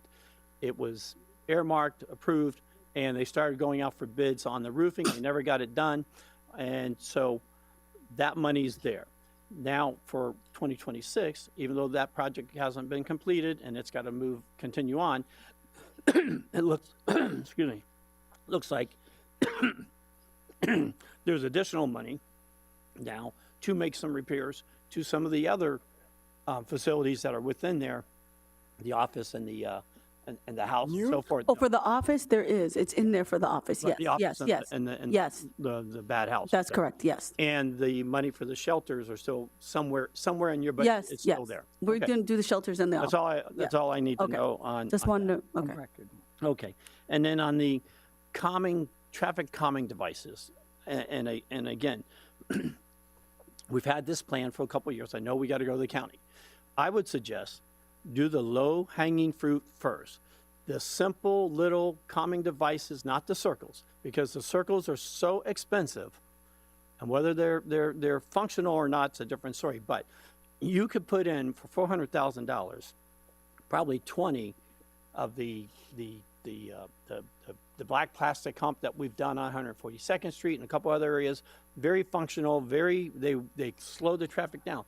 You will get more bang for your buck getting those than you will out of a $150,000 circle in one district or one community or one area, as opposed to getting maybe 20 streets covered with a calming device. And I would look at that, and those are the easiest thing to get approved by the county because it's already on the map, it's already on the study. Those things are much easier, and that's all I'll say on that. The other thing, with your roadways, and you want to do a roadway study, and I'm fine with that. But there's some streets that have a critical, immediate need. The ones that I get 5 phone calls every other day about, and it's getting bigger and louder. So while we do a study for the next 5 months, 6 months to tell us that this street is a need, that street's a need, there are streets that we can going out there and looking at and saying, this is a problem. We've had the money for a year and a half to fix this problem, but we haven't. I hope that we look at these critical needs and let's get those done, because in my office I got 5 books of stormwater, calming devices, this study, every study, we've done plenty of studies, we just never have the money to implement it. And so I hope that on the critical needs we're able to do it. And I have to congratulate the staff and you. It's the first time in many years that you're going to hit a $5 million reserve. And I think it's fantastic. I think it's great that you guys have, in a short period of time, have done that. I have a question. Correction on that, Councilman. I do have to take a moment of privilege to correct that. No, that started with this council before you got on here. And I have to thank this council before, when we did get the plan, we were negative, and it has nothing to do with this new administration. I applaud them, but I was a little bit upset with them because we were supposed to be increasing from where we were. We thought we were at the 5 million already. We did that before you got here. So what's happening? I think it was 2.9. No, we did the 1 point. It was supposed to be 2 point something. So at the end of the day, we don't want to go down there. We had the 5 million. Yeah, so guys, listen. We don't want to go into that. The 5 million that we had, and we don't want to, because I don't think this is the right platform for it. But we got to correct the records. The 5 million that we had, this council, which we had been negative for the past 15 years since I've been on this council for a decade. No. It was before I got here. I've been here for 12 years. But even prior to that, we had negative. I think maybe No, the reserve was a negative. That was the Solomia era when we had the audit that was showing the 99-year payment in one simple year. Yeah, but the reserve was always there. It's after Irma in 2017. I was here in That's what I'm 2017 saying. when you entered, so I can take it correct as well. That's what I'm saying the budget. And you've been here we have not in terms of balancing. I'm not talking about with the reserve. When I got it, we never in had a reserve. 2017 after Irma is when we went Let me negative. say this. This is we're in 2025. We talking about 2017, and I got here in 2015. And what I'm saying is that we never had a budget in terms of where we had any surplus. At least the past 7 years, so the what we had in our reserve, the reserve is supposed to be something that built on. When I got here, it was nothing in there. So the fact that we're sitting here and Jim, everybody knew it. We didn't have nothing. So we worked. And I think she's the budget director. There was nothing in. Let me say this. No, it was like 17 or 22. I was here in 2015. Right, and I came in 2019, Mr. Mayor. I think what we're saying is this is the first time that we have fully funded the reserve at $5 million. We haven't funded it at $5 million in years. And those are the games, and we had this discussion. No, we didn't fund it at $5 million. You don't fund it at 2.9. That's what. This is what I'm saying. We still have to waive the $5 million reserve. There's people who knows, and one of them is sitting here. They know what I'm saying, and we know. We have an obligation that we're supposed to fund the reserve every year. What we have done, and what I did this year, and I applaud the manager because I'm going to do it where credit is due. We had one conversation in this thing. We gave permission for them to use the reserve as needed.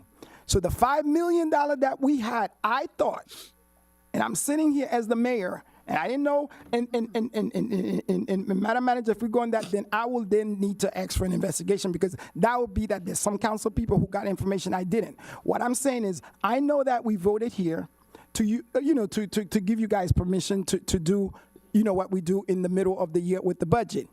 The administration, and it could have been but I, as a person, and I'm sitting here, I was not fully aware or knew, and I would have been okay with it. In terms of Mr. Mayor, allow me to just explain. That's why every year we always vote on the ordinance, and we have to have supermajority to not fund the $5 million so that we can balance the budget. That's what we've been doing for so many years. But that's what we just said. But you said what we're saying is this is the first year that we have Can I finish one moment, Mr. Mayor, can I finish my statement? My statement is, it's anticipated we're going to have $5 million in the reserve. Congratulations to present and past council members. Former mayor. Thank you for all that. That's really good. True. My question is, access to the reserves. I always thought that if anybody or management or anybody wanted to touch and take out, we that addressed that.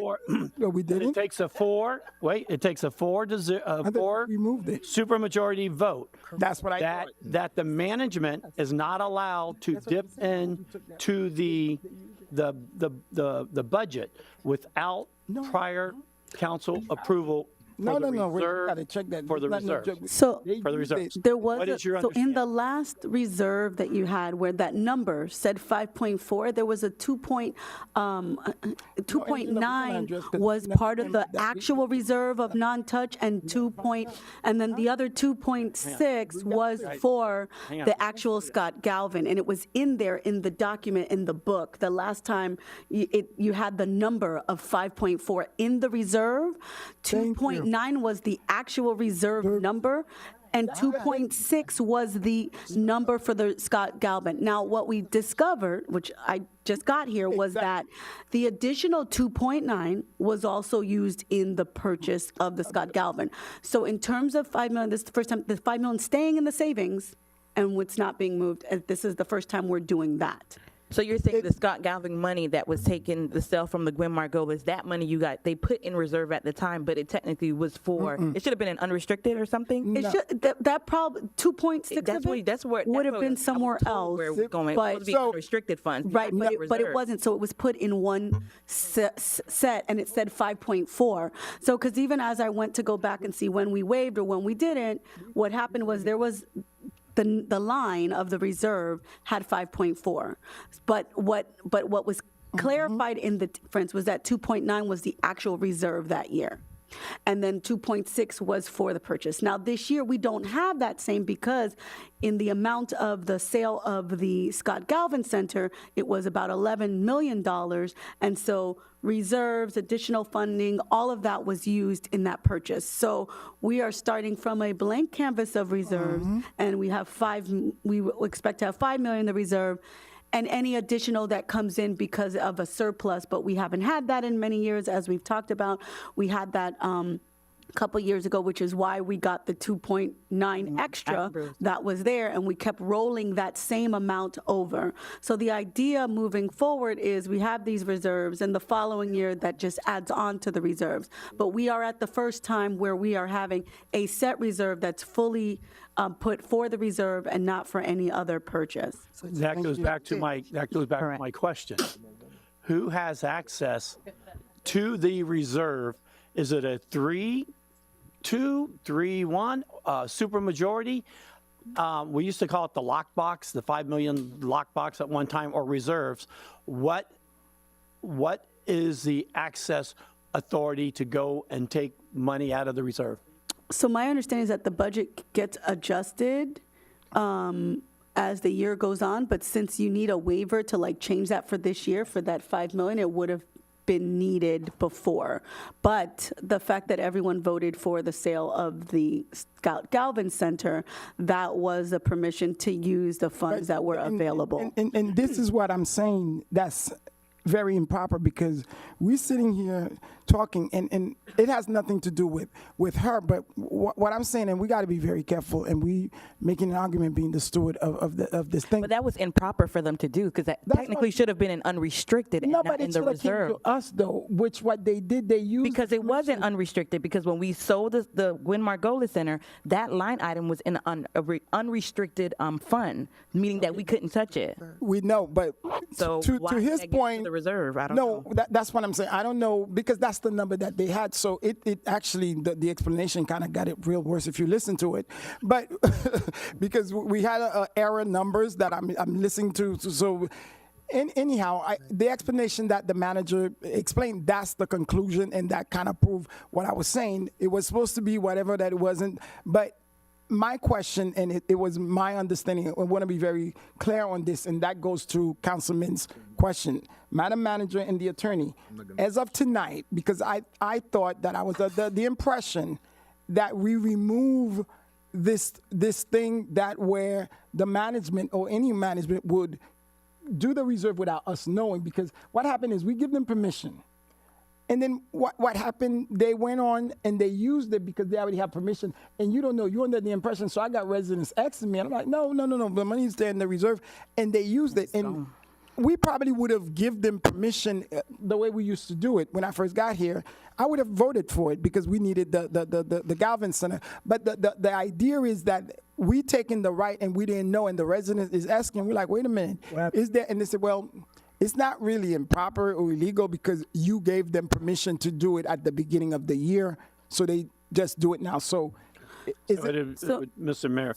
So to answer that question, that reserve can be adjusted by recommendation of the city manager to the mayor and city council as part of the budget process. We don't want that. So That's right what we now, were saying. in the budget, we're holding the $5 million. That is what we're doing. Madam Manager, legally what I'm trying to ask, and I had asked Jennifer, how do we go back to where it is when you do want to spend the money, you come to us with the resolution and we vote for it. That's all. We asking, not. So Section 2-2 of your city code is what establishes that reserve account and also what protects it. And what is required is an ordinance of the city council, so not a resolution, but an ordinance, which requires at least a 4/5 affirmative vote of the mayor and council to to have that reserve account go below the minimum allocation. Exactly. So let me tell you now no, they did. And let me tell you how they play around with the words. And I'm trying to, we got to be careful on this because this is all of our names and this on this. What they have done, and I'm not talking about this manager or anybody. So what the previous administration or the one before that, what they did, they give you a resolution which covered them. So part of the budget, you vote that you did it. And probably nobody's paying attention what whatever that. So we did it. So now in the middle of the year, they don't say nothing to you, but they went and moved the money in and you thinking, wait, I have $5 million in the budget. That's what you're thinking. And the next year when they come, well, $3 million is gone. You be like, well, why $3 million is gone? Because we need the $3 million to pay something. You be like, wait, I thought I'm supposed to have a resolution that come in, I'm voting. They said, no, you already forfeit your right because you voted for that resolution. And you're like, wait a minute. So that's the problem that we find ourselves. So we said to the administration, which I thought it was addressed, that's fine. We know we have the $5 million. The residents know we have. So if we do have to spend it or there's an emergency, how we used to do, just bring it to us and then we'll approve it and move on. That's all. That's all we said. May I have a So quick that would motion? be obviously my intention. Yes, sir. Okay. So Yes. that would be obviously my intention. No, I didn't bring the item. No, you did. Before, so, but right now, my understanding is that we have you the see, pipeline. Councilman, so the thing is, we did give them permission, but you don't remember in the middle of the year, and you thinking the residents say, well, Councilman, as a storm is coming, we have $5 million, and you probably tell the resident, yeah, we have $5 million, and then when you ask the manager, well, we moved it for something, you be like, wait, ain't we supposed to have a resolution to vote? They say, yeah, you voted, though, that you give the administration to do whatever they want, without you knowing, because you already give that. So all we're saying is, do it the old way, come back and let us know. If we need to move it, we will know. No, Madam City Attorney, if we don't say anything and approve the budget the way it is tonight, are we giving the manager any flexibility to touch the reserves as it's written tonight? No, in previous years, there's actually usually been a separate Honestly, I tab don't in even the know what the ordinance exact- that Just gives wanna make that sure. authority. I just So want tonight, her there is not saying that. on the record. Okay. No. So to go below the $5 million, the manager or her staff would have to come with a ordinance to the council, and it would have to be a supermajority. That's all. Okay, Correct. That's all I want to make sure that everybody knows how we have access Yes. to the reserve, and how the restrictions, the safeguards are in there. And Councilman, honestly, and I do have to thank the manager and the CFO. The last time that the meeting, and I was being very straightforward, and I said that was my biggest thing. And I said, you remove that, you have my vote, and that was it. And because that was very concerning, it had nothing to do with her because she didn't start it. But however, and I see Mr. Emmanuel is walking in right now, but it started with that, or probably with Rosh, or whatever the case is, we giving that permission. The problem is that it has nothing to do with that, but we thinking that, and they did remove it, so I didn't know why it was coming up. So that's why I'm like, so we good on that. It came up because I needed clarification to make Okay. sure that nobody had access to it without. I mean, we do, yeah, we Yeah, do. but- okay, just want to make sure, because we've had numerous managers over the last couple of years. Absolutely, we got it. And you don't It's know good now. what's We come good. out. Yes. So I'm good on that. I don't have anything else right now. Oh, I have a quick motion that has nothing to do with the reserve. No, it has nothing to do with the reserve. know, And I 7 promise. o'clock, we just have No, the meeting. that will save us some time. Yes, sir, praise God. It is just a reminder. Yes, sir. On non-departmental, page 250. About 2 years ago, we sat in here and we had a list of non-profit and everything. It was all over the place. And the manager at the time didn't know exactly what to do. And then she decided to put a cut on it and move our discretionary account from 50,000 to 100,000, so that we could help these people. Because believe it or not, most of these names that you see in here throughout the year, they will come back to us and ask for more money. So we have to be mindful of that. This year we moved. Last year we had 7. This year we had 11. So we have to push the brake. We have to put a stop on it, because again, these people, they will come back to us and ask money. And they still come back to us and ask us all to buy a table. Exactly. So that's why I just want to put that on the record, so that we can put a stop on it, because even if you keep on adding money to them, they will come back to us. And that's the reason why our money moved from 50,000 to 100,000, so that we can help them. Because they will come and ask for money. They have events, and then we're still going to fund those events, because they will come around and ask each and every council member and the mayor, everybody individually. So And the mayor that always is does that that. came So in. make So sure we you need ask them we need first. yeah exactly. We need to understand what we're doing. Vice Mayor, what we doing? We need to understand The what mayor we're likes doing to because say with yes, this go ahead. I with this totally they will agree. never ever satisfy. They will Let never me ever tell you, my satisfy. So friend, that's let what me we tell have you, to do. Councilman, let me Yes, tell yes, you Mayor. what I did this year. And I'm putting it out there. This year, and I want to thank the governor. They have the Doge thing. So we have a email prepared. We are not, and I know Copperbridge, you know I love you. But this man said it's DEI. We can't do events. I'm trying to find out from them if I could support the police thing. So we still trying to find out what the DEI is. So right now in my office, you need to let us know what we can't sponsor because we don't know what they saying sponsoring things outside the city is DEI. They're gonna come down to our books. It's Doge, Mayor. Doge is telling us to say no. Florida Doge. Florida Doge. So we can't support. I can't. So the ones that we have identified, we already tell them, bring your budget. We're doing that. We done. Because right now, I'm not getting in trouble. Mayor, Good. Mayor, I'm gonna Yes, sir. tell you are so correct. Yes, sir. And I have that little booklet. That's it. The title is How to Doge Yourself. There you go. And I have it. I have a copy of it. Every time I sit down with the budget, it is next to me. It's like a companion item because we have to be very, very careful as I move with this kind of crazy time now. So now I just wanted to put it on the record. Yes, All yes, right. that's what I'm trying to do because, yes, ma'am, Right. you're gonna come. So, good evening, everyone. Again, thank you so much, City Administration, Madam Manager, Madam CFO, and all of the departments that have helped to put this together. You know, I want to thank you again for making sure that the quality of life of District 3 is included in this budget. Happy to see that there's monies for the alleyways. There's a lot of alleyways in my district that I definitely need us to address. Again, I'll just repeat some of the things that I repeated last time. For Cagney Park is fully funded. Happy to see the Economic Department workshop. I'm very sensitive to small business and happy that we're paying attention. We're helping our small business grow and we have services for them. Again, highlighting that we are adding new services for our seniors. They're our pride and joy here in the city of North Miami. We love them, they love us. So happy to see that.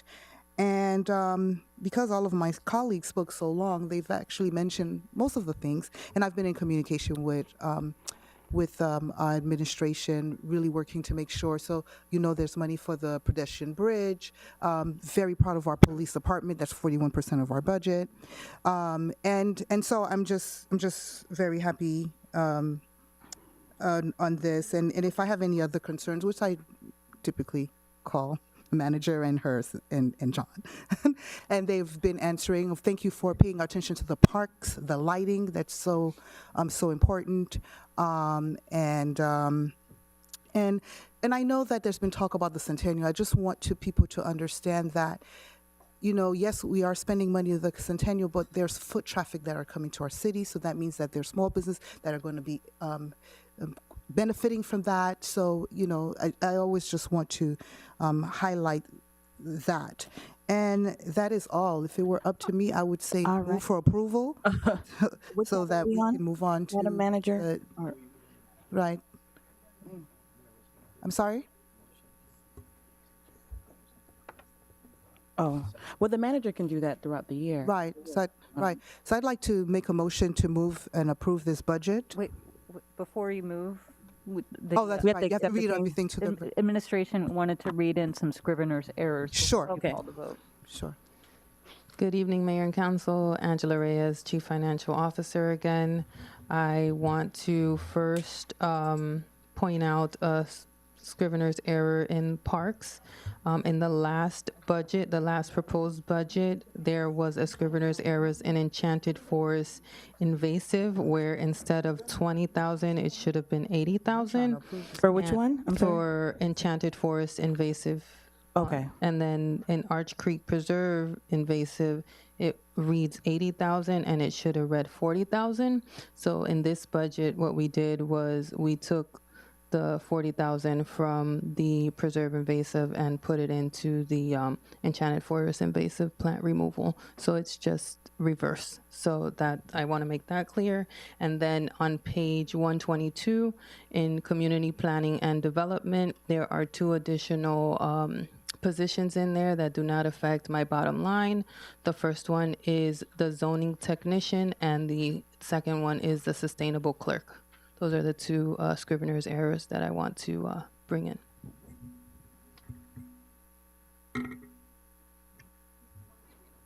One more correction to the Scrivener's error. It was actually 80 and 20, and in this new one, it's up to 40 for Arch Creek. That was the change. Go ahead. Did we need to get a consensus on the restoring the chamber back, or is that the consensus to what they had last year and the year before? Yeah, any additional, if you guys want to do any vote on the additional consensus or changes so that we can make those changes. But then, wouldn't that require you now to go back and take and from balance. somewhere else? Yeah. Could that be something you address after we pass this budget? I can absolutely address. Yes. Well, let me. Because the manager has the authorization Yes, she to make does. amendments throughout the Let year. me ask you something, Vice Mayor. Are you done, Councilwoman? For now. For now. No, I'm saying, okay, for now. Yeah, so- everyone's done. No, she said for now. We got more? No, she said she was done, and she called No, the because vote. I didn't get it. Go ahead. I'm looking. We have another meeting after this. So where are we in terms of, were we able to, are we resolving, I'm making a motion and I want to. Your mic.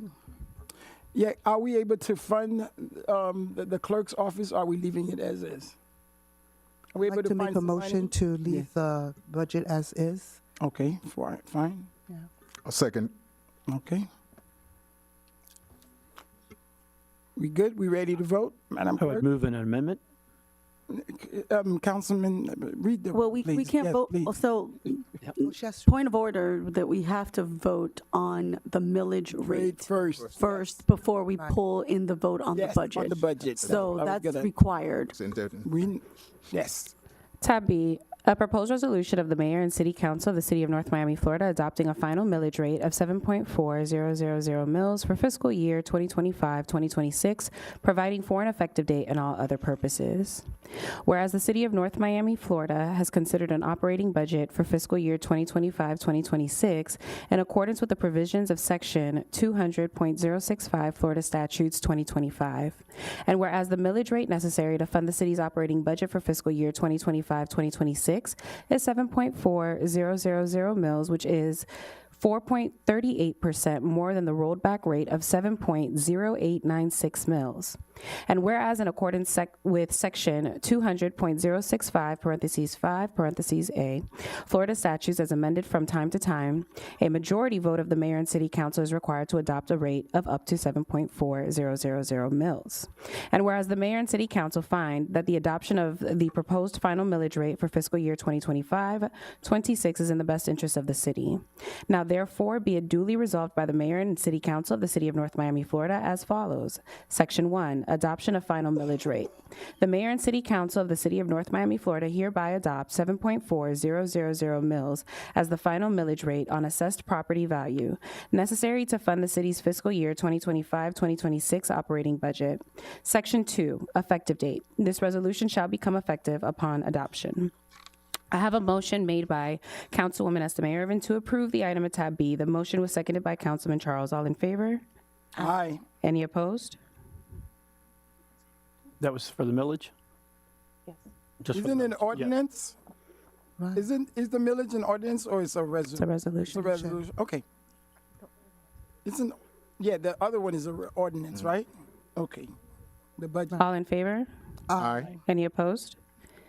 Item passes with a 5-0 vote. You know, this thing was recording. I'm texting Markinson to say good afternoon. And hit look at it's recording what I'm saying. How you? Oh my Lord! No, supposé la balcony. Lord, I'm not. You don't have it recorded. It is your phone. The other day I sent a picture to somebody of me walking outside, and it was recording on my side. Okay, mon Dieu. Yeah. Yes. Next item, Madam Madam Clerk. Tab C, a proposed resolution of the mayor and city council of the city of North Miami, Florida, approving the North Miami Community Redevelopment Agency. Sorry. Okay. Oh, you got to vote for that too? Yes, but then, yeah, go ahead. Approving the North Miami Community. So we're going to request a roll call vote for tab B. Okay, that would be good. Tab A? A, Okay, you mean the sure. first one? Tab B. Tab B. Tab E, yes. Tab B. Yes, correct. I'm sorry. Oh, tab B, sorry. Councilman Charles, how do you vote? Yes. Which one is that? That's the Millage. rate. Yes, that's right. Councilwoman Estime Irvin, how do you vote? Yes. Mayor Desilme, how do you vote? Yes. Councilman Burns, how do you vote? Yes.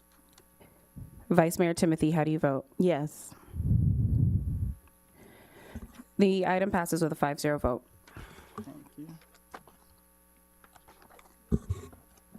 Tab C, a proposed resolution of the mayor and city council of the city of North Miami, Florida, approving the North Miami Community Redevelopment Agency fiscal year 2024-2025 amended budget, authorizing the city manager to transmit the CRA fiscal year 2024-2025 amended budget to Miami-Dade County, authorizing the city manager to take all action necessary to complete the approval process for the CRA fiscal year 2024-2025 amended budget with Miami-Dade County and providing for an effective date. Tab C.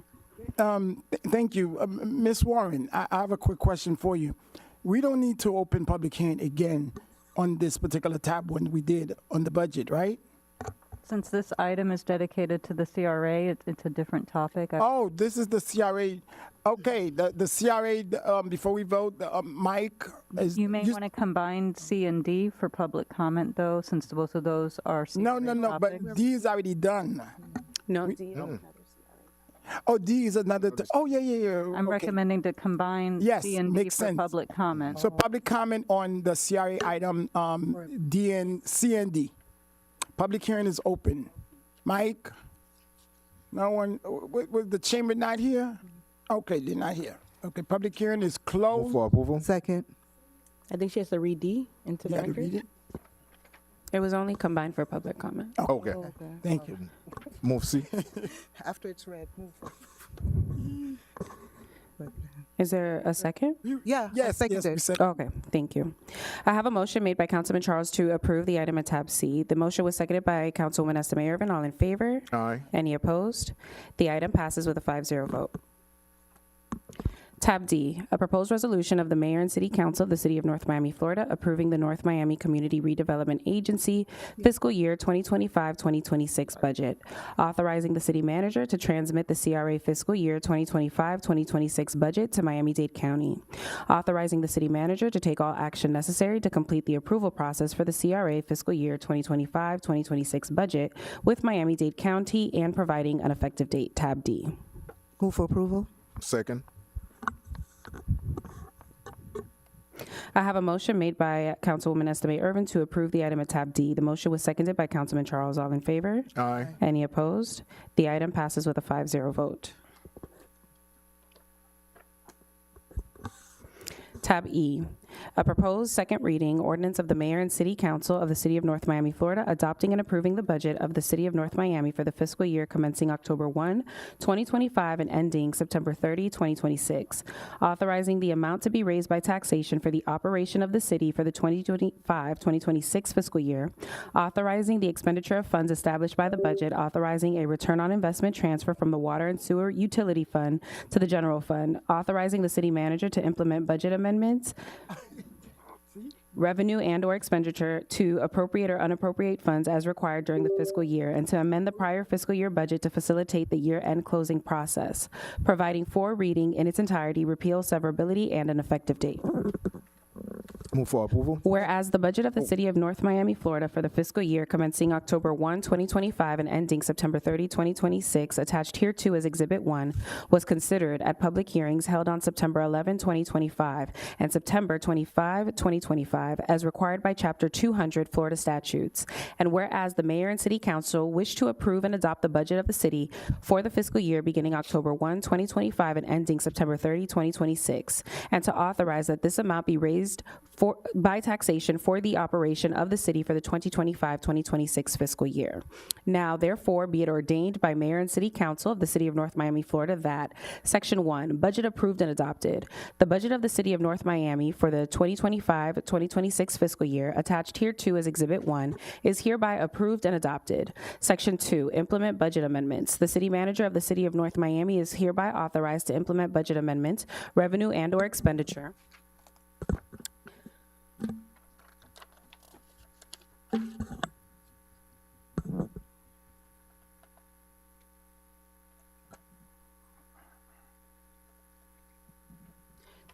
to appropriate or unappropriate funds as required during the fiscal year and to amend the prior fiscal year budget to facilitate the year-end closing process.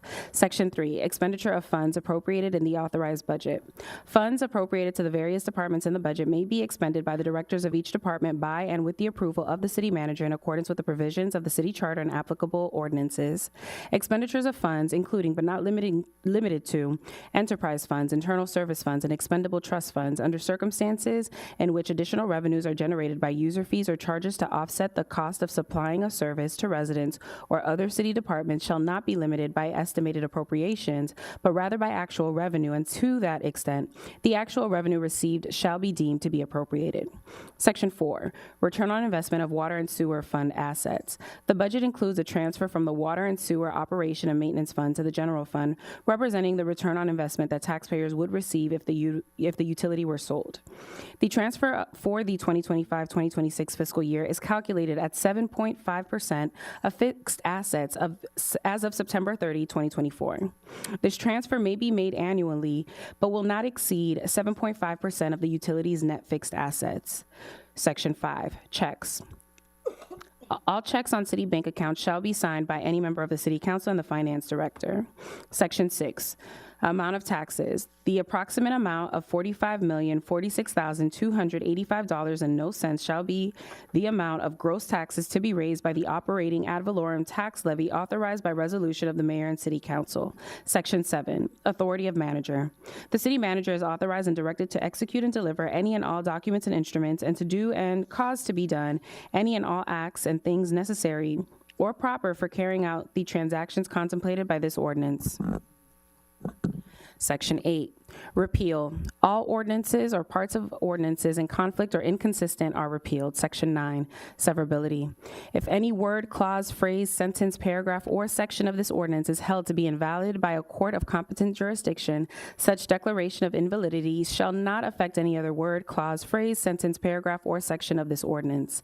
Section 10, effective date. This ordinance shall become effective immediately upon passage on second reading. Move for approval. Second.